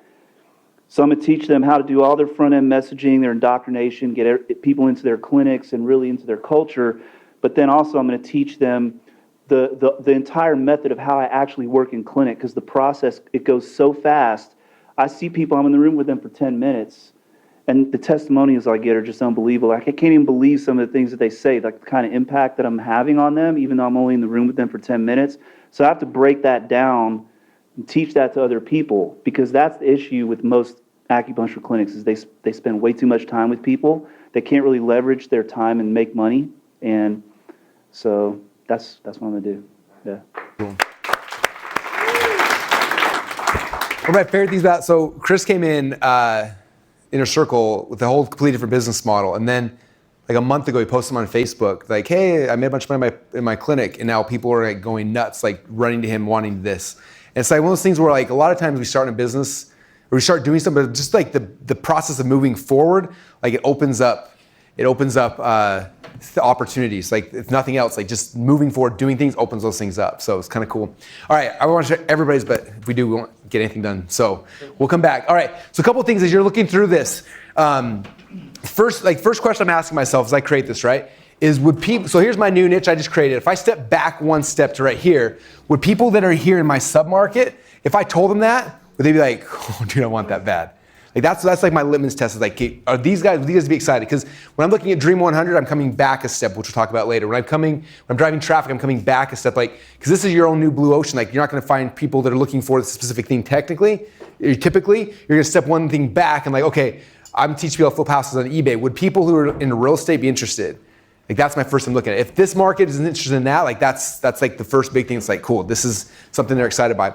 The next thing I'm looking is, and this comes back to like the sub-market, but like if I create this, I'm looking for people that are irrationally passionate. They have to be excited. Like, if they're not like irrationally crazy passionate about this thing, it becomes really, really hard to sell. Joel Irway's not here, but Joel first came to the Inner Circle and he's like, dude, I got this thing and nobody's doing this, I'm gonna be rich. He's like, he was going after engineers. He's like, I'm selling engineers and we're gonna teach them how to like get increase in their pay, and like so many, like, from, anyway, as you'll see in the third part after lunch, like it was an improvement offer. It was like a market that like doesn't like giving out money. Most engineers, I love them, but they're not like, oh, excited or passionate about anything, right? And so he spends like 8 months with me trying to build. I'm like, the market sucks, man. It's horrible. Like, get out of there. He's like, no, but I love these people. I'm like, yeah, but they don't care about you. Like, that's anyway. And he tried. And like, he actually got a couple of guys to give him money, which like blew my mind. I didn't think it was even physically possible, but he got it. But I was like, dude, these people are not even a little bit passionate, let alone irrationally passionate. Like nobody really like wakes up every morning like, I'm an engineer. Like Steven Larson, every single morning, Vox, he's like, it's Monday, baby, we're building funnels. And I'm like, yeah, and like, we're crazy over here, right? Like we're so excited about everything. Like your market's gotta be passionate. Otherwise, like, man, it's hard to sell people stuff. Like if they're excited, like it changes everything, right? So I'm looking for people that are rationally passionate. How do I know if they are? First off, they're buying stuff from other people already. Like they're into this thing, they're trying to figure out that thing, right? They're buying stuff. There's probably Facebook groups, there's communities, there's live events, there's other gurus that are selling stuff in the sub-market. Like I'm looking for those things because that's gonna give me a good sign like, hey, if I come into this market, like it's gonna be good. And then the third thing is that we got to make sure that our market is both willing and able to buy. Okay? There's a lot of markets people are willing to buy. I had a buddy who was like, I'm going to make a video game course. There's like 18,000 or 18 million kids playing Halo. I'm going to make this Halo course. I'm going to be rich. Just 1% or 1% bought, I'll be a billionaire, right? Like that whole thing you hear all the time. And then he created it and he started selling it and it turns out that like, man, those Halo like teenage kids, they're willing to buy. They're just not able to buy. They don't have any credit cards, right? So they gotta be willing and able. Other times people are able to buy. The engineers were able, they had money. They're not willing to buy. They're not gonna give you money to like improve their life a little bit. They don't care. Okay, so they gotta be both willing and able to buy. Like those are two core things. So sometimes they're willing but not able, sometimes they're able but not willing. They gotta be both of those. If you've got that, then it's like, okay, this market's, these guys are excited. We're gonna have some fun here, right? So those are the things I'm looking for. All right, so I'm gonna transition now a little bit into, where did my laser thing go? There it is, all right. Into the attractive character. This is kind of, now you kind of figure out, this is the market I'm in. I know who I want to serve. I'm looking for people who are going to be my dream clients. The next thing is coming back to you now. And we're going to go a lot deeper, obviously, into this. But I want to spend a little bit here because this is a big part of the process, understanding this and being okay with this part of becoming the attractive character, the charismatic leader, whatever you want to call it. The first time I ever heard this concept, I was hanging out with John Olenis. He was speaking at an event, and John, if you know him, he's a dude that teaches guys how to pick up chicks. Like that's the market he's in. And his sub-market, if you look at like, there's relationships, how to pick up chicks, and his was like, how to get women to come to you. Like, is that a good, like, for all the men, like, just sit there, ladies will come to you. Don't do anything, they'll just come to you. Like that's his, like, all right. And he's made a lot of money with it, right? So that was his whole market. And he talked about, he said, what I teach my men to do over here is they have to learn how to become an attractive character. That's what women want. They want people who have charisma, who have like, they don't have to be a good looking, but you have to like have presence, like these kind of things. And he teaches men how to do that. So he's at stage in the business event. He's like, just so you guys know, stuff I teach my men how to get ladies to come to them is the same stuff you all need to know about how to get your customers to come to you. It's the same stuff. Okay. And he said that I have my men create an attractive character. And he taught this whole thing. And I was like, this is brilliant. Like when I started getting that, I was like, that's like the key to this that unlocks this whole thing. And so this is, probably 12 years ago I started learning about this concept. So I started kind of testing it in little things. So I'd be on stage speaking and I was like, okay, I'm going to tell like my story because I was a wrestler at the time when I was trying to do speaking things. So I'd talk about wrestling and talk about some of the things I do. And as I noticed, I would do my thing and I get to the back of the room and like the people who run back and by were always like male athletes. They're like, hey man, I play football, wherever. Hey, I was a wrestler. Hey, I play hockey. Like, oh, and they're all the dudes that bought. And I was like, cool, like that kind of worked. It was interesting. And then I was speaking at another event. In fact, I was telling Steven this the other day. I got on stage and it was probably 9 or 10 years ago. And I gave this presentation and I did good. I like had a big table rush and I was like, yes, this was awesome. And then the speaker right after me was Allie Brown. Some of you may know Allie. And she got up and she gave almost the same presentation to me. And I was like, oh man, I felt so bad for her. I was like, didn't the promoter know like our topics were similar? Like should put them at least like separate days, but she spoke immediately after me. And I just like, in the back of the room feeling sick in my stomach for her. I'm like, oh man, this is so bad. Like everybody bought my thing. Like no one's gonna buy her. It's gonna be so embarrassing for her. So she does her whole pitch and she gets to the end and all of a sudden I start seeing all the women popping up, boom, boom, boom, boom, running to the back. And she closed every woman in the room almost, like really close. And she actually beat me in sales that day. And I was like, so interesting. Like, my offer was better, my presentation, like everything I thought was better. And I'd already like taken the money out of the room and she still outclosed me. It was insane. And I was like, God, there's something to this. And then one time I was speaking again, these are all my lessons from the stage. Like you learn a lot like in front of people where you just start talking, right? And sometimes when you're on stage talking, all of a sudden like something starts coming out and you're like, oh crap, like I shouldn't tell that story, right? And then it's too late because people are like, well, you have to keep going with it. So I'm on stage, and my wife and I had just gone through fertility, trying to get pregnant, the whole story, right? And I start talking, all of a sudden, like, that story starts coming out. I'm like, oh no, like, that's private. We don't share that. But it's like coming out of my mouth, and I'm like, I don't know what to do. I can't stop it. So I tell this whole story, and I start crying on stage. And it's like, and I do my thing, and then at the end, I sell, right? And I go to the back of the room, and it's cool. Like, all the athletes were there, but then there was a whole different segment. They were like mothers, women, a whole different audience that was there, and I was like, it was so fascinating. And all these people were like, I have twins. They don't want to tell me their twin story, and then they signed up. And it was weird how, like, different parts of my personality I put out there attracted different people into my world.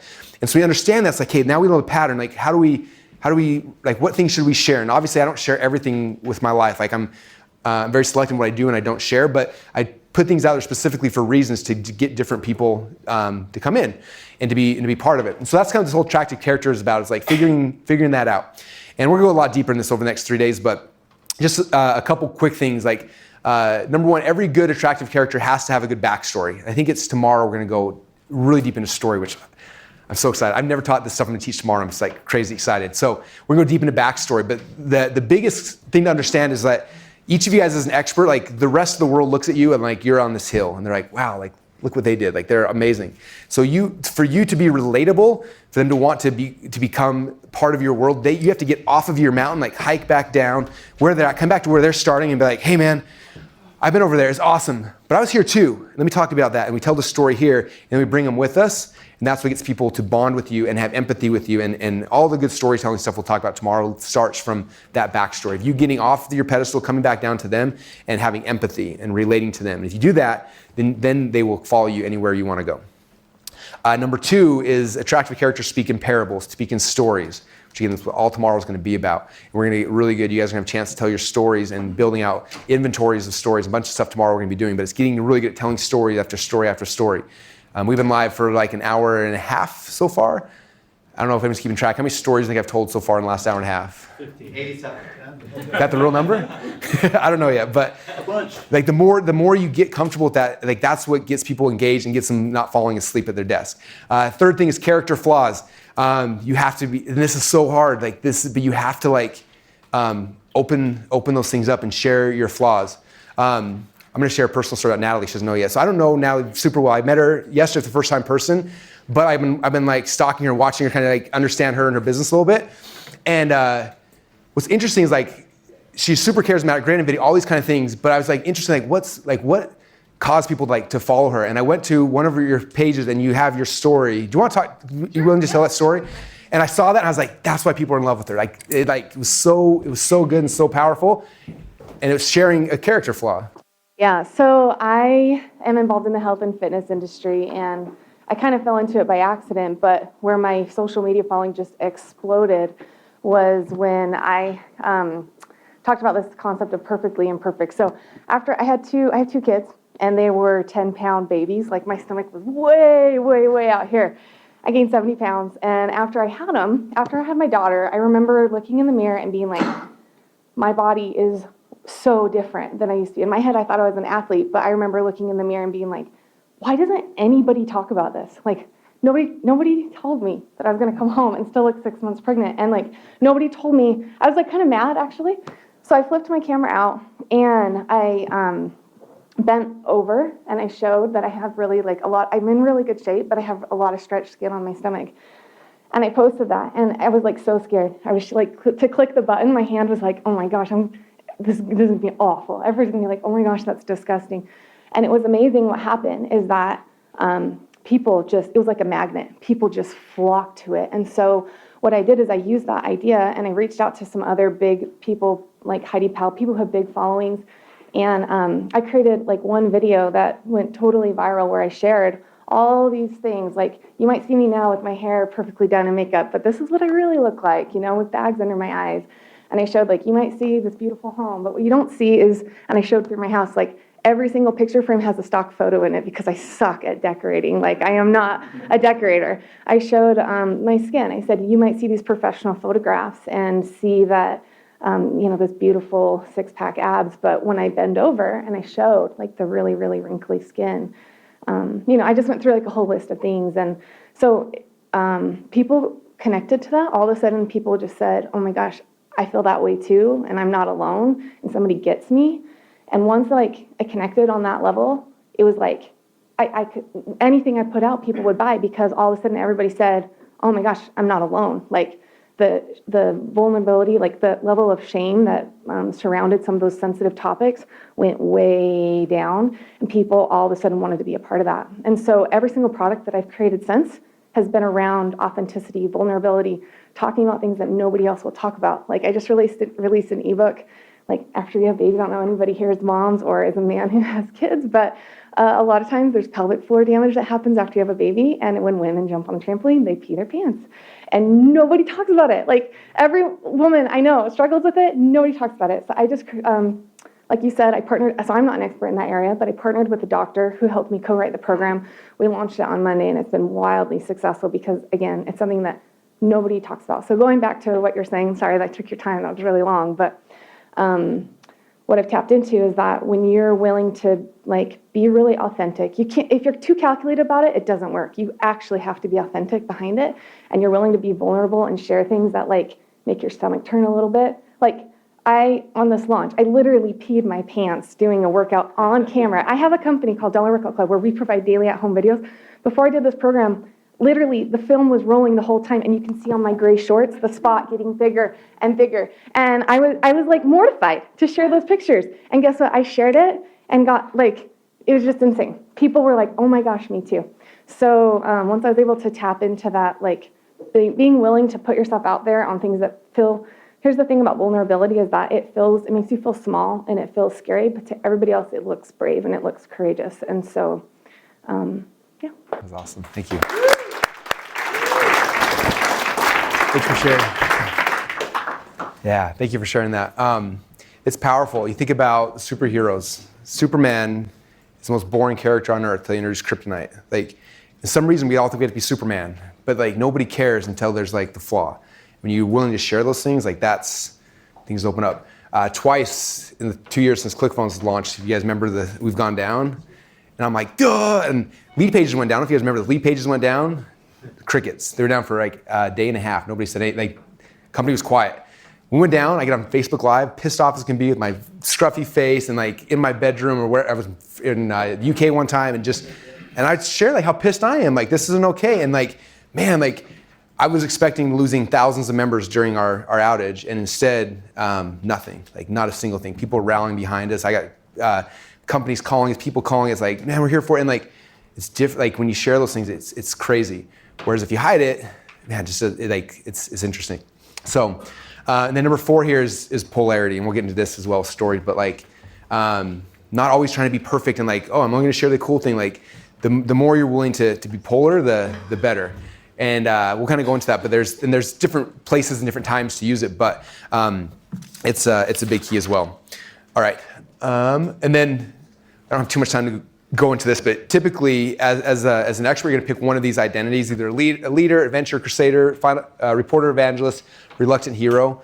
Again, we don't have time to go too deep into that, but it's kind of like, how are you being presented? Like, how are you talking to your audience? Some people have made huge livings off of being the reporter and interviewing people and those kind of things. Other people, it's standing up and being the leader. Other people, it's more like the reluctant hero, and like just kind of figuring out which personality type you want to interact with your audience. And really understanding that as well. All right, so a couple rules I want to go through the attractive character.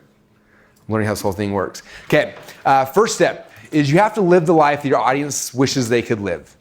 Okay, people want to become like you. They want to do cool stuff, and most of us are all private. That's why I do Snapchat. Like I share my life. Sometimes it's awkward. My wife gets pissed every single time. She hates it, right? But I share those things because people see stuff. They see me in my cryosauna freezing. They see me in the float tank. They see me in the wrestling room lifting weights with my kids. They see me, like I'm showing those things because I want people getting little glimpses of that. I'm like, God, I don't want a cryosauna. That's kind of weird, but like I want to be able to do stuff that I want to do. That's weird. That's what Russell wants to do, but I want to do stuff. I want to give people like hope that like this is what's possible if you follow the stuff I'm doing. Like these are the things I'm doing, and you may be different, but this is what is important to me. And because of what this is happening, I get to do those things. And so it's important. Like it's, I think there's like the cheese side of it where a lot of people are out there and they're like driving their Lambos and like that kind of stuff. That's what I'm talking about. Like that'll attract the wrong people into your world. But it's like it's showing kind of behind the curtains of what life is really like. That's what gets the right people in. We're like, man, like that's cool. I want to be able to hang out with my daughter and drink wake shakes in the morning. I want to be able to, do those kind of things and like having those things out there. But it comes back to like living a cool life, like doing cool stuff and letting people see that. Because that's a big part of it. Second thing, as a leader, you have to maintain absolute certainty. Satema was in the last inner circle group. He did a whole presentation on self-confidence. He said, self-confidence is for children. Like certainty is for men. Okay, if you look at any situation, whoever comes into a situation, the person who's most certain will always win. Okay, and if you're gonna be the expert and be leading people, you can't be like all wishy-washy, like, oh, well, what do you think? Like, you have to be certain in that thing. Okay, and so like having absolute certainty. Any leader has to have this. If you're kind of like, I got self-confidence, yeah, I think we can win. Like, if you think you're gonna win, you're not gonna win. You have to be like, I know I'm gonna win. Dan Gable, who's the greatest wrestler and probably the greatest wrestling coach of all time, those who follow wrestling, he said he will not let one of his wrestlers go out on the mat unless he knows he's gonna win. So if you come like, I think I'm gonna win, coach, he pulls you off the roster. You're not allowed to go. Like, he only let people who knew they were gonna win step out on the mat. And it's a big deal. Like, I was in an event where a guy was on stage and he was trying to pitch a mastermind group. And he's like, well, I'm gonna do a mastermind. I'm thinking like, I think like $5,000 or $10,000. Like, what do you guys like? How many? Wait, it's $5,000, $10,000? Okay, and then maybe I'm like, dude, like, I do not want to give you anything. If you came out here, this is how it's gonna work. Okay, you watch Garrett White step on stage and like, this is how it's gonna work, guys. You're gonna pay me this much money and this is how you're gonna do it and this is when you're gonna do it. You're like, all right, here you go. Right? Like, absolute certainty wins in every situation. This is true in business, true in relationships, everything. Like, absolute certainty wins. Okay? Number 3 here is do not be boring. Oh, that's like, just don't be boring. Like, okay, this is my little design I designed to show this. This is my prolific index. Okay? This is how you know if you're boring. And there's like the boring side and then there's like the crazy side. Okay? So like right here in the middle is the mainstream. On the sides are crazy, and in the middle is prolific. This is where you make a bunch of money, okay? So if you're mainstream, I'm gonna go to the weight loss market, for example, because that's the easiest one to illustrate this, right? So in the middle, you're like the government. It used to be the food pyramid, or the 4 food groups. I found out from my publisher that's not a real thing anymore. That's like the food plate. So my kids got these plates from my mom, and it's like so jacked up. Like the carbs are like half of it, and then like all these things, and like there's your plate, like, just to fill it up, and it's horrible, right? But that's the mainstream. That's teaching in school. So if you came out, you're like, hey guys, I got this new thing. It's called the food plate. If you give me $1,000, I'll show you how it works. Like it's mainstream. It's like so boring. If you can learn it in school, it's not gonna make you any money, okay? That's why school's gotta trick you in a whole bunch of other ways to get your money because they teach you crap. It's all in the mainstream, right? Then on the outsides of it are like the crazy zone, okay? So if you go out here, this is like, have you guys seen the movie Eat the Sun? This movie's actually really awesome. Am I the only one that's seen it? All right, well, let me tell you about it. Anthony's seen it. Don't lie. Yes, Anthony's in on it. I was blind when I watched it. I listened to the whole thing. Anthony watched it, and then like the next week he was at my house, so we went out running, and like we actually looked at the sun the whole time we were running. It was pretty cool. Like, I'm not gonna lie, but the documentary is about these guys who they don't eat. They just look at the sun and they sun gaze. And supposedly these guys they haven't eaten in like 10 years. They just sun gaze, and that's their thing, right? So I'm gonna go sell the sun gazing diet. Like, that's gonna be hard, okay? Because people are gonna be like, it's in the crazy zone, right? So somewhere between like the mainstream and the crazy is this little spot in the middle that I call the prolific zone where like people make money, okay? So the weight loss space, Dave Asprey is one of my friends. Like he had this idea that was kind of like a little crazy, but not quite too crazy. He's like, hey, I went on this, and he had this story. We'll talk about the story time. But like, I was out on this hike in the Himalayan mountains, and I got lost, and I was cold, and I was hungry, and I met these people, and they took me inside, and they had yak butter, and they put it inside this coffee, and I drank it, and I had energy in my brain, and I couldn't figure it out. So I went back home, and I realized that butter is good for you, and I started putting butter in my coffee, and now this is this huge thing, and he called it bulletproof, and now he's got this huge mass movement of people who put butter in their coffee. Okay, and it's kind of crazy, but not quite like insane, and it's not really mainstream. It's in the middle here. That gets traction, that gets media, that gets people listening, that gets people talking. And you look at Dave Asprey, like he's one of the worst salespeople I've ever seen. In fact, his everything he sells is just like, hey guys, this is some weird thing I take, and he explains it in some super nerdy way. It has an order link, and people buy it because that whole butter story, like they're bought into that. Like that was his thing. And so for all you guys, it's like figuring out that piece where you're not in the mainstream and you're not crazy. Because if you understand that, like that's the sweet spot where people give you a bunch of money. And the second thing is in in here, this is like the polarity as well. If you look at something and you have this thing, right? And if you start becoming polar, where there's like this polarization that happens, like in the polar zones is where people are we start making money, okay? If you're neutral, like nobody cares, okay? A lot of times we try, like we don't want to offend people. Like this whole political thing's been really hard because if you notice, like everyone's like so polar that it's like offending everyone. So there's a part you gotta be careful. If you get too polar, you slip into the crazy zone and then it's like, you lose all your fans and your followers. But if you do it right, where you're in the middle here, where you have some polarity, you're controversial, you're doing stuff where you have a stand and you're taking those things and you figure out that zone, like that's where the magic happens. And so it's kind of figuring that out for you. Everyone is going to be different. Some people will go further. Garrett White's a close friend. Garrett goes way further and polar than I do. But I have some of that as well. Like it's kind of figuring out where you're going to fit in that and where you're comfortable with doing. But understand that that's where the money's made, is in that section. It's not in being neutral and being boring. It's not in being insane. It's like right in the middle there. Okay, don't be boring. The next thing I want to help you understand is how to use persuasion. And again, tomorrow is the story selling stuff. It's all going to be persuasion. But there's a really cool thing that I want to share because it's going to tie into what we're talking about. It's the One Sentence Persuasion Guide. Have any of you guys read this book? It's called The One Sentence Persuasion.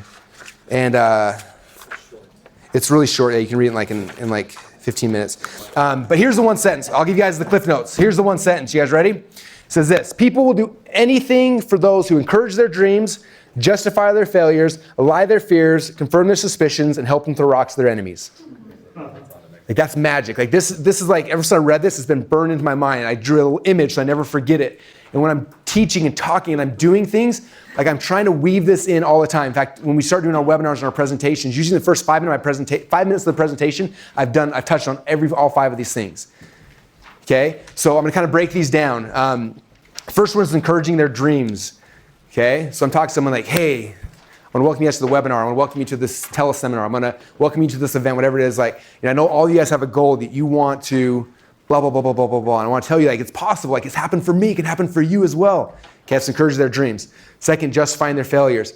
But my guess is probably not the first time you've ever been on a webinar or teleseminar, sales video, whatever it is, right? You probably struggled in the past, right? And I understand that, like, people fail all the time. But it's not your fault. Like, it's not that you weren't able to work, because the system didn't work for you, right? Or the products you tried in the past, or whatever the thing you were using didn't work. So I'm justifying their failures. Okay. Number 3 is allay their fears.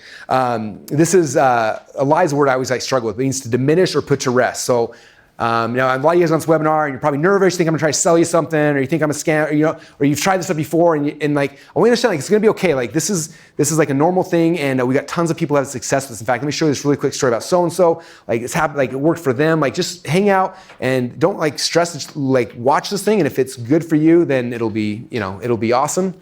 Confirm the suspicions. You probably think that I'm here today, I'm going to be selling you something. Like, you're right. Like, if we got something that might be a really good fit for you, it could be a good fit. But even if you don't buy anything, this presentation is going to help you understand and help them throw rock at their enemies.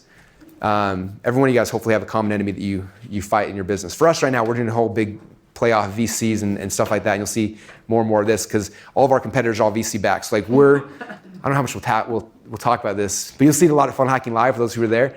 Like we're going after Infusionsoft, Leadpage, like all of our competitors are VC backed. Like we're like making a big deal out of it. We're throwing rocks at our enemies and trying to unite our people against them and making that like, look, you can work with companies like us who we care about our customers, or you compare out companies like them who worry about their board of directors. Okay, like you're our customers, they're customers of the board of directors. That's why we serve you guys and they serve other people. Like we're here for you guys. Like, so we're trying to figure out who are your common enemies and throwing rocks at them. So I try to do that at the very beginning of like whatever I'm doing, I'm thinking through these things and weaving those things in. Because as soon as you do that, like you've one sentence persuasion, like you've got all those things in there within the first 5 minutes. Like people are like, oh, cool. Like, man, he just encouraged my dreams. Like I failed in the past, but it's okay. Again, I'm not freaked out. It's going to be good. And like, yeah, there are bad people out there, but this is a safe place. And like, yeah, those are the bad people. Like, this is like that quick, you've got them. Like, there's a super fast thing. And so for all of you guys, what I want you to do, this will be the exercise, I believe. Let me make sure that's the plan. Yeah. So what I'm going to do is I want you guys to write out 5 sentences basically for your new opportunity, for your new market, the thing you're going to be selling, where you're just basically going to do that. You're going to justify their failures, lie their fears, throw rocks at enemies, confirm suspicion, encourage their dreams. So just writing out a sentence for each one of those things. A lot of people are like, this is cool, but it's going to take me 20 minutes to explain. Like, you can do it in one sentence. So each one of these things should be one sentence. So 5 sentences I want you guys to write. We'll take 3 minutes. As soon as you have your 5 sentences done, stand up and grab someone who's all done, and then read them. Take turns each reading them to each other, and then let's see. Yes, let's do that. And then after that, we're gonna take a break, a bathroom drink, water break, stuff like that. So take 3 minutes, write out your 5 sentences, one for each one of these things. Then stand up, grab a friend, walk around the room, and then we'll break after that. All right, let's come back to this. So that's some stuff here on number 1, the charismatic leader. And the biggest thing, you guys, with this is just like doing it and being open and being vulnerable. One of the big things from the last set of inner circle meetings, which was kind of interesting, I did a whole podcast after last inner circle meeting talking about this. Like, a lot of times I come thinking it's going to be like, all right, we're all going to focus on like, here's the tactic. But it was almost 100% like being open and being authentic and like being willing to share the stuff that's scary about sharing. And it's crazy how that's what brings people to you. Where it's like we always want to be perfect because we don't want people coming, we want people to like us, so we try to be perfect, and that's actually the thing that keeps people from liking us. It's like the weirdest thing, and as we share and like kind of open up, that's when people come. All right, so number 2 now that we know this stuff, and this is something I think all of you guys can work on and master and become better and better at. The second thing here is that every single mass movement they had a cause. They had something bigger than themselves that they were offering their audience. Okay, it was something bigger that was happening in the future. Like, what's this thing that's happening in the future? And so the future-based cause. And so that's what we're going to kind of break down right now. And there's different pieces of this. And so I'm going to kind of go through all of them. So the first thing I want to share is, in fact, I think I got a cool quote in here I want to just share. Okay, how many of you guys have seen the new Star Wars movie, Rogue One? How many of you guys haven't seen it yet? I'm not even a Star Wars guy, and it was like one of the most amazing movies I've ever seen. You ever seen at the end where Darth Vader comes out like in his prime, like thrashing people? Like, oh, so good. And I don't even like Star Wars. So, but there's 2 scenes in it, right? So there's, I'm trying to remember the girl's name. The girl's name is, I'm gonna blank off my head. It's funny, I watched the movie when I was writing this chapter in the book that morning with the kids, and I came home and I was like, this is it, like when they understand this. So in the movie, there's the main character, there's the girl and the guy, they're kind of the main character, and I can't remember, Cassian and, anyway, whatever her name is. And they're going out, and she's kind of like in this spot where she's not really sure she wants to be part of this thing, and she's kind of going around, and they're doing some stuff. And he says something, he's like, yeah, well, hopefully we can get a meeting with the guy we need to meet. She's like, hope? And he said, yeah, rebellions are built on hope, which is kind of cool. And then later in the movie, when she's kind of in this, we should talk about story stuff right now, when she has had her transformation in the story, and then she's coming to the rebellion, and she's talking to him, and she's trying to pitch them, like, we need to go fight or we're all going to be destroyed. This is our last shot.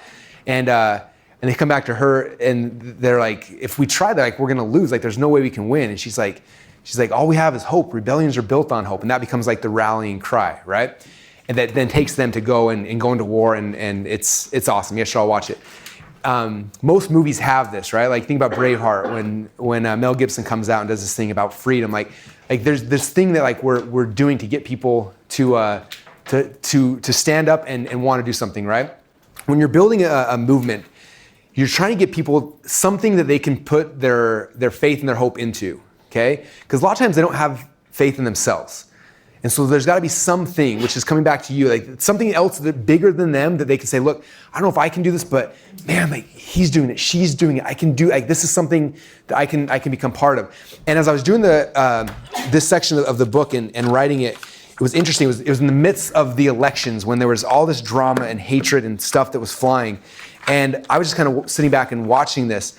And so I started looking back. I was like, I typed in presidential slogans. I wanted to see like the slogans, and what I did, it was like the most fascinating, interesting thing, going back through time. So in 1992, George Bush's campaign slogan was a proud tradition. Okay, he was competing against Bill Clinton. Bill Clinton's was, it's time to change America. Okay, which one is like, that's the future I want? Okay, who won? Bill Clinton won. Okay, in 2008, John McCain, country first. Okay, Barack Obama came out and said, we can change. Yes, we can change. 2016, you guys remember what Hillary's quote was? Ugh, I'm with her. The other one she had was stronger together. And what was Donald Trump's? I think of all the ones I've ever seen, Donald Trump's is the best I've ever seen. Make America great again. Like, that's the future. That's where I want to go. Again, yeah. Right? Isn't that cool? Like how powerful, and I looked at all these people as far back as I could go, and like the loser always had something about themselves, about the present, and all the winners something about the future. Not saying it's the only thing that affects politics, but I don't know.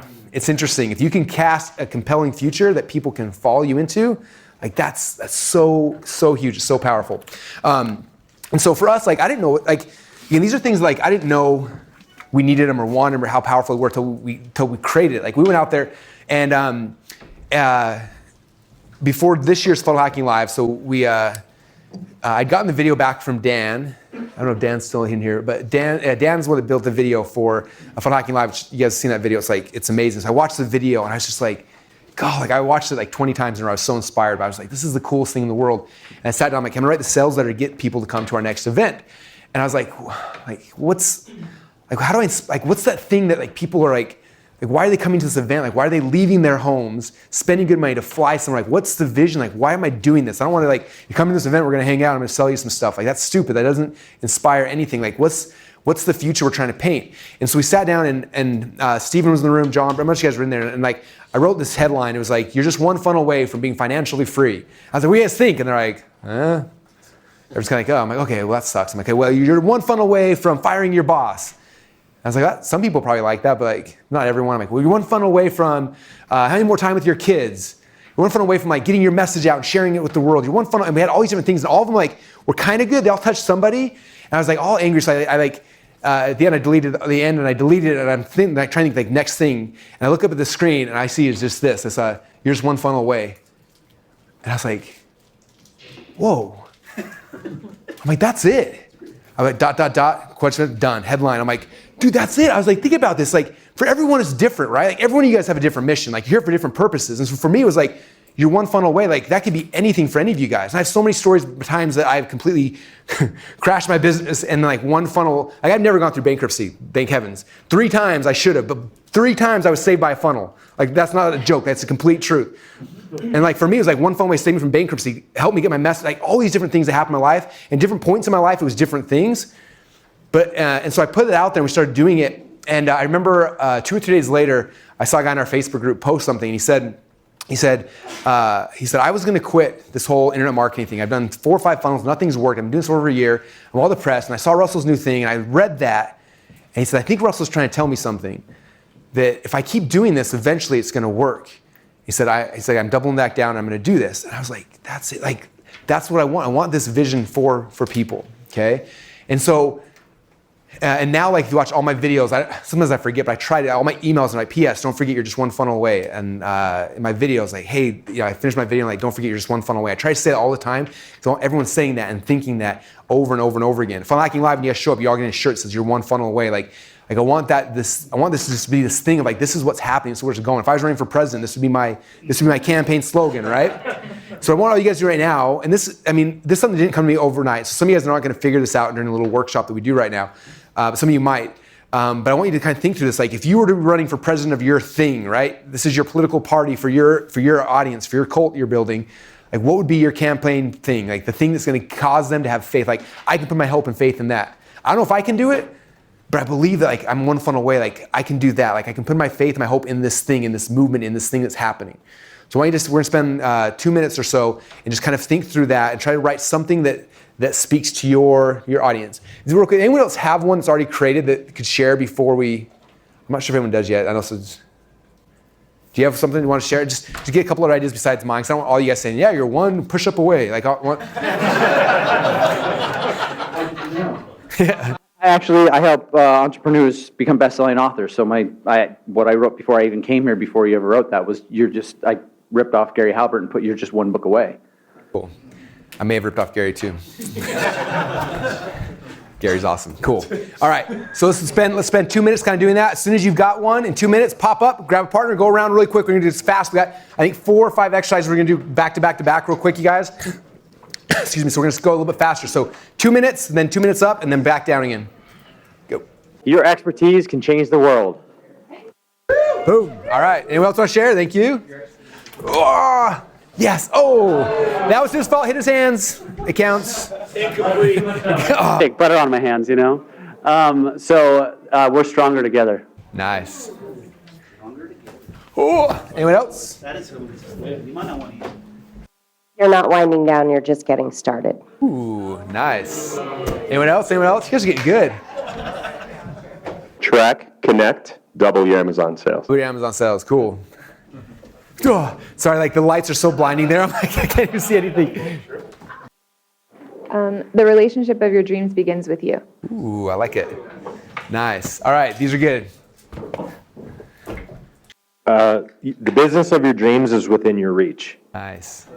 Cool. All right, you guys are getting this. Okay. Awesome, awesome. All right, next thing. So now they've got faith, they got hope, they have a vision. Now the second thing I need to create is belief. Okay, like the more I think Mandy quoted me this in the Inner Circle group the other day, from last Inner Circle, like the more I learn about this whole business, it's all about belief. That's it. For you, it's belief in yourself. For them, it's belief in like this thing that you're trying to create. So how do we create belief? Story for me. So I'm calling this one How to Break the 4-Minute Mile. So you guys know the story about 4-Minute Mile. Roger Bannister in 1954 was the first dude who ever broke the 4-minute mile. And then after that, a whole bunch of people have done it. Like, but nobody thought it was possible. Like human beings cannot break it. And as soon as someone did it, it's like, oh, I believe it's possible. And then they can go and they can actually do it. Same thing happened to me. So August 17th, 2004. So that was, 12, 13 years ago-ish. I was just getting into this whole business. My goal when I got started was if I can make $1,000 a month, I'll be rich. Like that's out. If I have $1,000 a month, that would do everything. Because I think my wife and I just got married. Our mortgage was $475 a month for our little duplex we're renting. We had a little car payment. So like $1,000 would cover all of our hard costs. And then like whatever my wife made, she's making $9.50 an hour. I'm like, that's like we could go blow it on like dates and like going bowling and stuff, and that'd be awesome. So that's why I got in this whole business was like $1,000 a month. That was my whole goal. So I'm doing the whole thing. I'm learning. I'm having fun. I'm selling stuff on eBay and Craigslist and doing all sorts of stuff, having a good time. And then about that time, there was this guy that was coming out, and everyone started kind of whispering and talking about this guy named John Reese. And I didn't know who that was, so I kind of researching, okay, this guy, and that's about all I knew. And then he started doing this pre-launch for this course called Traffic Secrets. He's like, we're doing this course, we're gonna launch it and all this stuff. And I'm like, okay, that's kind of fun to watch and see the model, what he's doing. So he went out there and he goes and he does this big launch. And when the launch happened, I actually was going on vacation with my family down to a place called Bear Lake, which is like 5 hours south of here. A couple of you guys have been to Bear Lake, sounds like, which is like the coolest little town. And back then, 13 years ago, there was no internet in the city at all.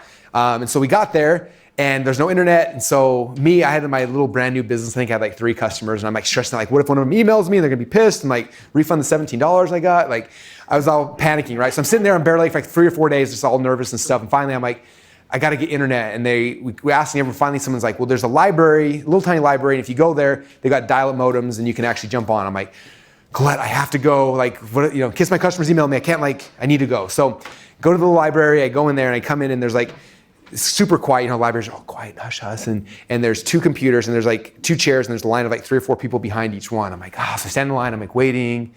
And it's like, I think it's like a 10-minute limit. And then the person gets off, next person gets in, and finally get closer. Finally, it's my time. So I jump on the computer and I start looking through my emails. I'm going through, my email address at the time was moneyforcollege@juno.com.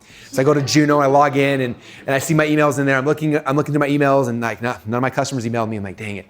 And then all of a sudden I see one email from John Reese that says like subject line was something like we did it or something like that. I was like, did what? So I click on the link to read it and I open it up and just the day prior, they had started their launch and he kind of told the story. He said, look, we did this launch, we was selling a $1,000 course. In the first 18 hours, we sold 1,000 copies. We made $1 million in 18 hours. And I remember like sitting there and like, it was kind of a weird situation. I was sitting there like everything behind me like just disappeared. And I sat back in my chair and I was like, $1 million in a day, in 18 hours. And I was doing the math, I'm like a $1,000 course, he has to sell 1,000. I was like, what if I created something that's $1,000? I sold like 3 a day. Like I'd be a millionaire within a year. I was like, oh my gosh. And all of a sudden, like the wheels in my head started spinning and like all of a sudden I believed it was possible. That was it. I had belief, like I could actually do this. And my $1,000 a month goal is stupid because like I could actually make $1 million. I never thought it, I never even like crossed my mind, never believed it. And as soon as John had done it, I believed I could do it. And it's interesting is that after that, within a year, I almost made $1 million.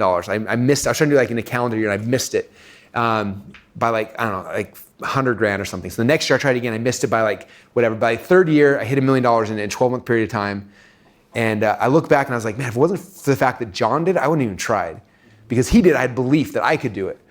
And so I started thinking about that as we're building our culture. I was just like, how do we cause belief for our people? Because if they all believe that inside of funnels, they can like have all their wildest dreams can come true.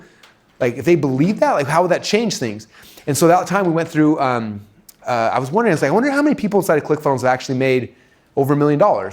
So we went through the database and we exported. We can't see all sales. We can see Stripe sales and a couple other things. So we exported all. And the first initial export, I think there was 51 people that made $1 million. I was like, are you kidding? We've made 51 millionaires so far. And that's only people we can track. So we started putting fillers out there. And in the last few months, we found out like we're just shy of 100 people have made $1 million in ClickFunnels.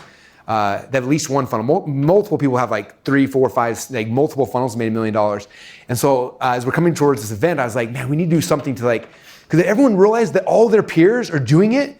Like it becomes so real, like they have so much belief in it. So we put together a trophy. I don't know if you guys have seen this yet, but this is the 2 Comma Club. Woohoo! So the 2 commas, there's 2 commas and $1 million. I was a little slow, I didn't get it at first. So 1 comma and 1,000, 2 commas make $1 million. So that's 2 Comma Club, that's the name. I was like, I want a gold record, and then every time someone gets a funnel, I want to ship one of these things out to them. And I want every one of our people having walls of like these things. So I went through ours, we have, is it 13? 13 of our funnels made over $1 million. So we got 13 of these printed for me. They're gonna be in the office here in a week or 2. And then we're bringing like 90 something of these to Funnel Hacking Live. A lot of you guys are getting them. And we're gonna be handing them out to everybody. And my goal is I want to give these to people for a couple reasons. One is they can show it on the wall. But second off, I want all of my community, everyone else who's here to see that and be like, man, this is not like a rare thing. There's over 100 people already that made over $1 million. Like if they can do it, like I can do it. So for you guys, it's like, how do you create something, some kind of goal, some kind of achievement, something that helps them to break the 4-minute mile? So the first question I want to ask you guys, just think through is like, for you, what's the 4-minute mile for your business? Like, what's that thing that if they thought they could do it, would change their life and probably change your life as well? Like, what would that thing be? So that's the first question. And then the second thing is like, what can you guys create that gives them this target, like the thing to be going towards? Because if there's a goal, like we have something to do, right? In the Bible it says if without a vision the people perish. Like if I don't have a vision of what's possible, like I'm gonna fall away. You're gonna lose your people. But they can see it and like it's tangible and like, man, I can see that. Like I see all these people. Like we have, if you go to 2commaclub.com, like everyone's pictures are going on that. We're gonna have so this is the one that we'll be sending to everyone. We're getting mini ones made of everyone, and like our hallways will be wrapped in these things. When people come to our offices, like, dang, everyone makes $1 million in ClickFunnels. I need to too. Like that's what I want the atmosphere and the environment, people to think and to believe. And so for you guys, think about that. Like, what is it you can create? In fact, that's the next workshop. So we're gonna turn the music up. What can you create? Like, what's the 4-minute mile for your business? And what can you create that gives people like that thing? And initially, you may not have that. Like maybe you don't have a customer who's made $1 million yet, but like, what is it that you've achieved? Okay, people are coming to you because you've achieved something. So usually, first is you, right? Like, and then what is it that they can achieve that's through you? Do you have something, Dave? Yeah, I was going to say on that, we had our certified partners here last week, and we brought them into the office at the very end of the thing, and it was amazing. Every single one of them took a picture with that plaque as basically motivation. And as we've been going through these all the 2 Comma Club things, it's been fascinating for me to see how many people said, that's my target, that's my goal. And so what Russell's saying there is, it's amazing how many people, as soon as they see it, that's their goal. I can't tell you how many people have this now up on their vision wall, their dream boards, whatever they call it. It's just crazy. Just having something tangible that they can see, it just changed everybody's life. It's really cool. Yeah. We used to have we had a big sales team of 60 guys here for a while, and what was interesting is we would try to bribe these guys with everything. Like, we'll give you cash, we'll give you, like, we had some fun things. Like one time we brought in a whole bunch of cash, like mostly ones, then 5s, 10s, a couple $100 bills. And then we like laid them over the whole ground, and then we wrapped everybody in tape. And then based on how many closes they did that week, how long they got to roll around on the floor and they keep whatever stuck to them, which was super fun, right? That was cool. But I don't know why I told you that story, other than it's really fun. And we had all these videos of people rolling around in cash, and then it was really cool.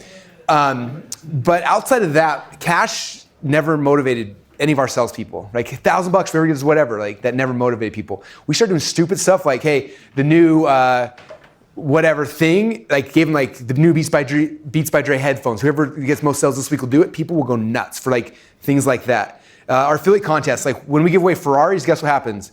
One person, maybe two go excited. I give away like the Yeti mics, guess who gets excited?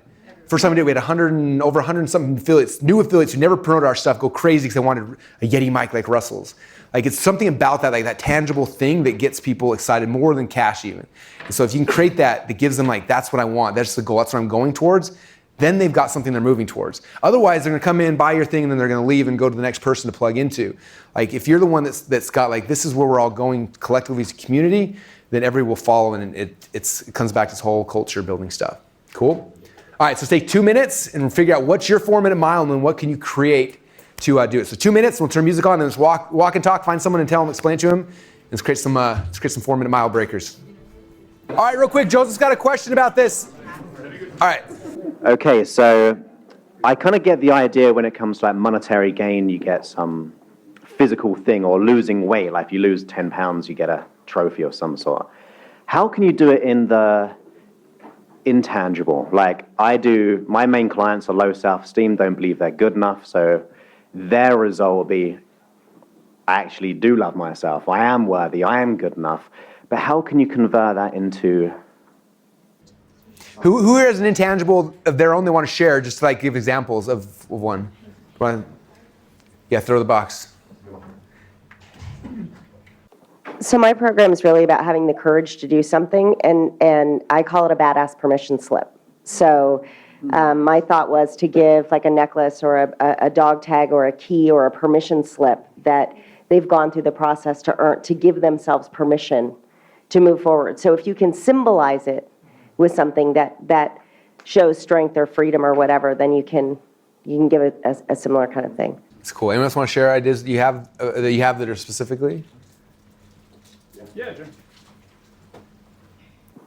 For me, I was trying to market the aesthetics, and basically we're thinking about, trying to market to consumers. So basically, after getting the treatment, they're going to look a lot better. We'll actually go buy a full-page ad, run a photo shoot of them, put it on the ad, and say, hey, look, this lady went from having a turkey chin, and now it's gone, and she's so good looking, she's on, this magazine or whatever.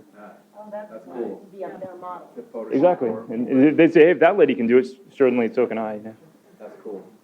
I think I'm struggling with the same thing that Joseph is that okay, cool, like you've had 7 difficult conversations, like how do you get there? But as Julie was sharing, I think I thought of like recovery programs. They give you chips, right, for like certain amount of days. And so my program's called Life on Purpose. So it's like, well, you've been living your life on purpose for 30 days, for 6 months, for a year, like some kind of a thing where it's like now they're in continuity where it's like, well, I can't leave because then I'll stop living my life on purpose. So Not on purpose anymore. Right. That's perfect. I think that sometimes having not sometimes, every time having testimonials can be really, really motivating and help people see their $1 million idea. Sometimes, especially in your guys' niches, it can be hard to get those testimonials though, because people might feel nervous sharing it. But what I've done in the past that works really well is I'll say, anybody who does my program and finishes the full 12 weeks, I used to do it that I would do it to everybody, but I'd say, if you finish the 12 weeks and send in either a written testimonial with a picture or a video testimonial, then you get a 20-minute Skype session with me. And so then people are like, oh my gosh, I get to talk with Natalie, And now it's different where I have to choose people out of the winners, but that's a good way to like get those testimonials from people too. Awesome. Very cool. All right. How many of you guys are excited about your 4-minute mile? Boom. Perfect. Nice. Cool. This is something that obviously we're just introducing, but I know for me personally, like what drove me for the last decade. And I think that like the more you can create that, and sometimes a lot of these things you guys might have to think outside of just in this room, but thinking through that, like what do they want to achieve and creating the belief. Because when people believe, they'll move. When they believe, they'll buy. When they believe, like they'll follow. But if they don't believe, that's when they fall away. So anything we can do, like everything we're trying to do is how do we create belief? How do we create belief? And this comes deep when we get into the storytelling stuff tomorrow. Like it's telling stories to cause belief. Like that, if nothing else you get from this entire experience, like how do we cause belief in the minds of our customers? That's the key. That's what gets them to be with you. All right, next thing we're gonna do. So next thing I'm gonna do is I wanna get people to self-identify with my culture now, right? I want them to feel like I'm part of this cool thing. How many of you guys wearing Funnel Hacker shirts? 1, 2, 3, 4. A couple of you guys aren't wearing my swag. What's going on? Am I sending you guys enough shirts? Yeah, you got a backpack? All right. So when we first started doing this was like, again, kind of an accident. So we were trying to figure out, like, how do we decrease churn in ClickFunnels? It's like our initial thing. Dave and Todd know the backstory behind this picture. It's kind of funny. Maybe I'll tell you. Yeah, I'll definitely tell you. Okay. Anyways, but first, so I was like, I want a cool shirt. And we made, our first shirt was like making fun of lead pages. In fact, I think someone had it. The one that's like, no, it's not that one. Anyway, it was like, can your landing page software do this? And it's like, has these things. So we were at an event where lead pages was also going to be at. And we had a booth and they had a booth. So we all got these t-shirts and we got big old signs just to like make fun of them. And it was the funniest thing is like, lead page booth was right here and then ours was right across from them. And so everyone come like, lead, but what do you guys do? And then they come to us and we're like, can their landing page software do this? And it was like this. Anyway, I like just, we had this conversation. One of, all right, so another side story. So we had this thing where someone the other day was upset about something I did at a thing, and they're like, well, my dad always taught me to play nice. I was like, oh, well, my dad taught me to win. So we're just here to win. That's all that really matters, right? I'm trying to serve my customers. If they're getting if lead pages are screwing people up, I can't help them, right? So I got to get them, save them from their customers, or save their customers from them. That's how I view this business, right? So anyway, so we made those shirts. They were kind of cool. And then we first did our first webinar, we called it funnel hacking, and I was like, that name just kind of caught on, and then people started calling themselves funnel hackers in our group, and I was like, that's cool, like I'm a funnel hacker. I'm like, that's the coolest thing. So then we made the shirt that said, it said funnel hacker. And then we were trying to figure out how do we use this, and we started using it where every time someone joins ClickFunnels, we found is that people were canceling because they weren't like actually using the software, right? And so what we did is we made a video. We just probably all seen like, watch this 13-minute video, and if you do, I'm gonna send you out a free t-shirt. And it was just like this thing to get them to stop and like actually watch it and be like, oh, it actually isn't that hard. And then we sent them a t-shirt. And we were doing that for a while, and then like, t-shirts get expensive. Like right now we're shipping, I don't know, 4,000 or 5,000 t-shirts a month. Like at $10 a piece. Like it's a big investment. And like every single time we reorder, like, are you sure you want to do these t-shirt things? And like the first time right before that, they asked me like, should we order some more? I can't remember how, I was talking to this guy and he was like, the weirdest thing happened. I joined ClickFunnels, I watch the video, and then I didn't ever use it again. Then you guys shipped me the shirt, I wear it. I love this shirt, I wear it almost every single day. He's like, it's kind of embarrassing, but I wear it almost every single day. And he's like, the coolest thing is like, he's like, the weirdest thing is like, I don't actually use ClickFunnels, but I'm not gonna cancel. I'm like, why don't you cancel? And he's like, because I feel like I'm part of this community and I don't wanna I'm not willing to give that up. I was like, holy cow, like I never, mind blown, right? And so I started thinking like, man, okay, let's get everyone wearing our shirt, get them to become part of what we're believing. So when Anthony's company launched, we got do you have the biohacker shirt on?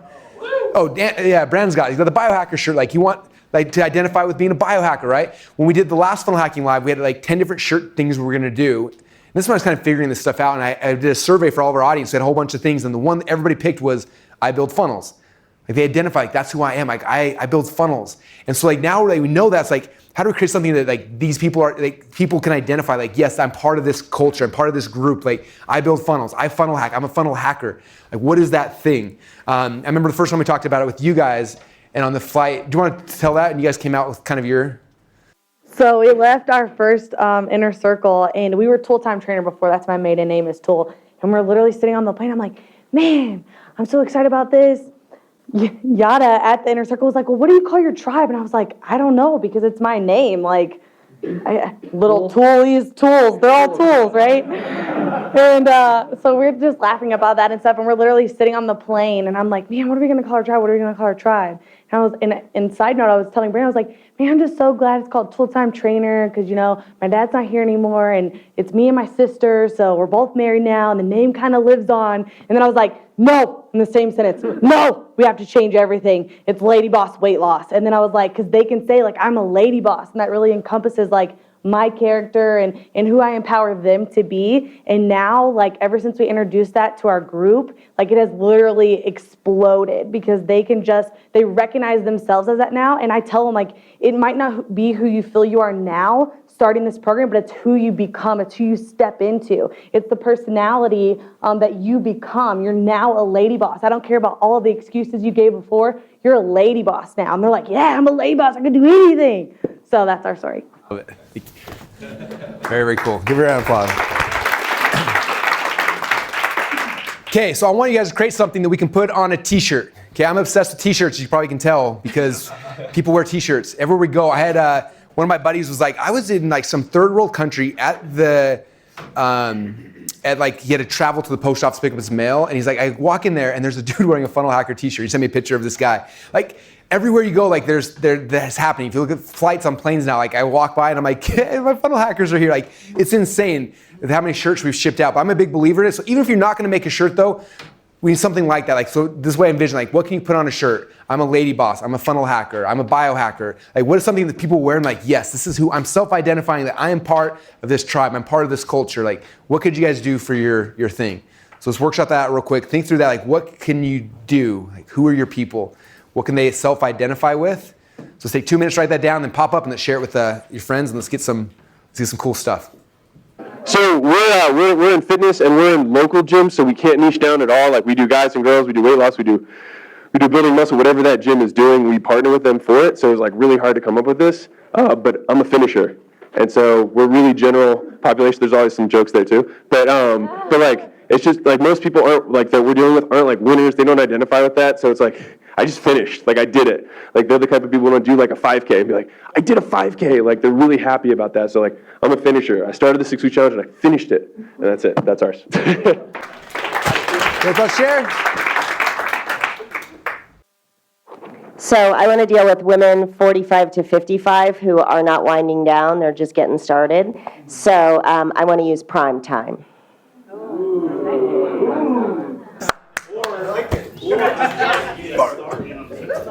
Nice catch. Thank you, nice pass.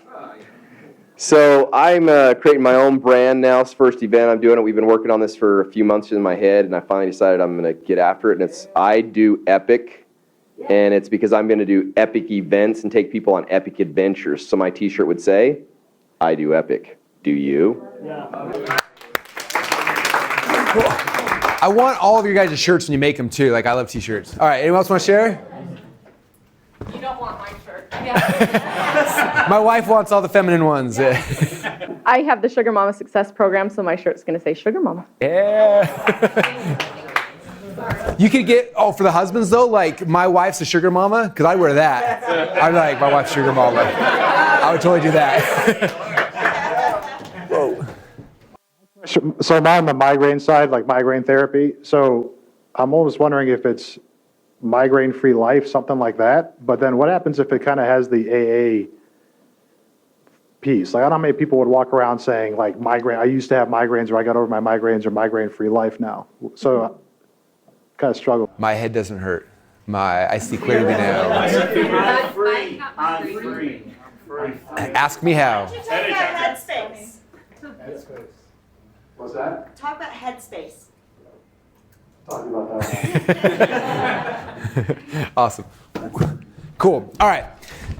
Next step. We're getting close. We'll break lunch here in a little bit. Last little piece. So, all right. For those of you guys who aren't Mormon in the audience, I'm going to tell you guys a Mormon story, but it's a history lesson as well. So in the Book of Mormon, there's a story about a guy named Captain Moroni. And Captain Moroni was running a huge army of people, and he was going into a war that he could not win.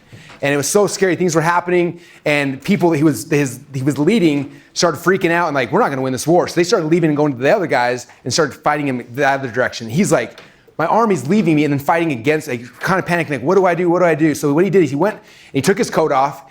I just imagine, like, I wish this was a movie. It's so cool to see. He rips his coat, and on the side of the coat, he writes on it, he said, in memory of our God, our religion and freedom, and our peace, our wives, and our children. And he fastened it to a pole, and he put it out there, boom. And he said, this is the title of liberty. He said, this is what we're fighting for, you guys. And after he posted that, all these people said, that's what we're fighting for. And they came back, and they went to this war they shouldn't have won, and they came in, and they beat everyone. And I always look at that, and I think about, like, in Braveheart, where Mel Gibson has the same speech, right? He's in front, he's on the horse riding through, and he's yelling out freedom, and like everyone, like there's this thing, this title of liberty, this thing where it's like, look, we're gonna be free from whatever it is, and we're gonna talk about this when we get to the storytelling stuff, but like, you're freeing people from some kind of bondage, right? It could be weight, it could be business, it could be like whatever it is, financial, like we're freeing people, so we need to give them like this title of liberty, right? And so there's different ways to do that, and I'm gonna show a couple of them. The first one, and I was telling Juju this the other day, like I always made fun of people that had manifestos because I thought they were funny. And then like she did one for me, it was awesome. And then like Kaylin and Brandon had one. I was like, dang, I want my own manifesto. So they came up with theirs. Do I have it on here? Oh yeah. And it was on their phone. And I was like, this is the Lady Boss one. And I saw that and I was so jealous. I was like, I want one on my phone. So we made one for our phone, and we haven't given it out to our members yet, but this is coming out soon, and it's for everyone's phone. So every time they open their phone, they see that, like, I am a funnel hacker. I define my own destiny. I create my own luck. I build my own empires. I change the world. I'm just one funnel away. So my goal is to get all 30,000 people in our cult having that on their phones. Every time they open it, they're like, I'm a funnel hacker. Boom, and over and over and over again. And how did you get all, because your women all have it on their phones now too, right? What was your process to get people? Because I'm asking more as I want to know. I put it in the group. And was like, hey, if you want to stay focused on your goal, like this needs to be your screensaver. Like you need to look at this every single day and remind yourself why you're doing this and who you are now. Because it's a personality shift, like it's a whole mindset shift. And so if you want to have that and continue having that, like you have to set this as your screensaver. And so I did a whole live about it that I made it for them. Here, you want to talk? So she basically told them to do it and then said comment done. Oh yeah, I did say that. And then I think you said, didn't you tell them to put a picture? Yeah, I said. And then they like screenshotted it once it was on and then posted it in the comments. And so that social proof, and then once someone else does it, then they all want to do it too, right? Love it. Okay, so we're launching ours here soon. And then I was like, I'm a big believer in like, I can launch something organically, or I can like figure out a way to pay, like get people to pay. I can finance the growth. That's my mind always thinks. So we made these, we handed them out. So we made sticker versions too that I can do free plus shipping on, just so I can get people to pay. And then I can actually promote this and buy ads to grow it. So these are actually stickers. You guys all have them on your desk. So this is our mini manifesto. And they can take it off, put it on their mirror, on their wall. You can pull it off. So I'm gonna try everybody in my cult having this next to their computer, on the back of their computer. And anyway, so these are pretty cool. We can give you guys the details of who does these if you wanted to do stickers. But they're all re-stickable too, so you can stick them somewhere, and they can move them, they can stick them again, and they can keep using it. And so it's just kind of another cool thing. So this is like what we call, internally we call our mini manifesto. And then we also created a bigger manifesto as well. Again, there's Kaylin's, we stole hers. And then this is kind of our version. Because I'm kind of behind the scenes or I'm kind of slower moving through on these ones. But if you look at ours, I'll read it to you so you can kind of just hear how we positioned ours. So it says, funnel hackers, a new breed of entrepreneur, smarter, leaner, faster, and free. Funnel hackers wage guerrilla war against the big brands, and they win. Funnel hackers start without a safety net. Venture capital is a 4-letter word, and bootstrap is their middle name. Funnel hackers never go public because their products serve the public, not a board of directors. This is like the whole us versus them that we're trying to bring out. Funnel hackers never ask for permission, and they are never shackled to investors. A funnel hacker creates value and puts ethics before conversions. If you ask the MBAs or look at their college textbooks, they'll tell you that what we're doing is impossible, yet it's happening every single day. Funnel hackers define their own destiny, they create their own luck, they build their own empires, they change the world. Funnel hackers are motivated knowing they are just one funnel away. I am a funnel hacker. Yeah! So that's one of ours. And then the last thing, and we're not going to spend a lot of time doing these right now because these take, at least for me, took a lot more time and energy. So we'll actually break to lunch and you guys can think through those. But I think this is a powerful thing. We're going to be using more and more of it. And it's kind of cool. And then one other thing you can do, this is... So when we created it, I just like put my phone on record and recorded a voice note and was like, all right, Kaylin, talk about what a lady boss is. I said, what's a lady boss? And so- I went on a 30-minute rant, I think. Yes. So just recorded it, and then you can listen back and pull out the parts you like to write it. It makes it really easy. That's really smart. I wish I would have done that. All right, cool. That's exactly how I did. All right, so this is the picture of the title Liberty. It's in the books. I took this from a script I wrote. So some of you guys know we have a new TV show launching after the event called Funnel Hacker TV. We filmed 8 episodes. Brandon's been working on my crazy. Episode number 1 is actually Anthony's story, and they're going live soon. But how many of you guys have seen the intro video for that? How many of you guys haven't seen it yet? Oh, I'm so excited if you guys haven't seen it. So this is like basically the script that I use for my video. So if you want to do something similar, but this is kind of like the title sequence for our new show, but it's encapsulating all these kind of things. This is my title, Liberty. This is me calling out to my people. Like, this is the plan. This is how we're going to free you. This is to be excited for. So let me show you guys this quick. My name is Russell Brunson, and I'm part of an underground group of entrepreneurs that you've probably never even heard of before. We don't rely on cash from venture capitalists to get started, and we don't even have goals to go public either. In fact, our motivation is the exact opposite. You see, we have products and services and things that we know change people's lives. But because we're fighting against the big brands, people with literally unlimited budgets, we have to do things differently. We have to do things smarter. We don't have financial safety nets because every test we take is with our own money. We have to be profitable from day number 1. So how do we do that? How is that even possible? If you ask the MBAs or look at your college textbooks, They will tell you that what we are doing is impossible, yet it's happening every single day. And it's happening through an art and a science that we call funnel hacking. It's not really something that I can explain to you, it's something I have to show you. These stories are a glimpse of entrepreneurs just like you who have a dream and a vision, who want to change the world in their own little way. I use the funnel hacking process to help make their dreams become a reality. Yes, we are funnel hackers, and these are our stories.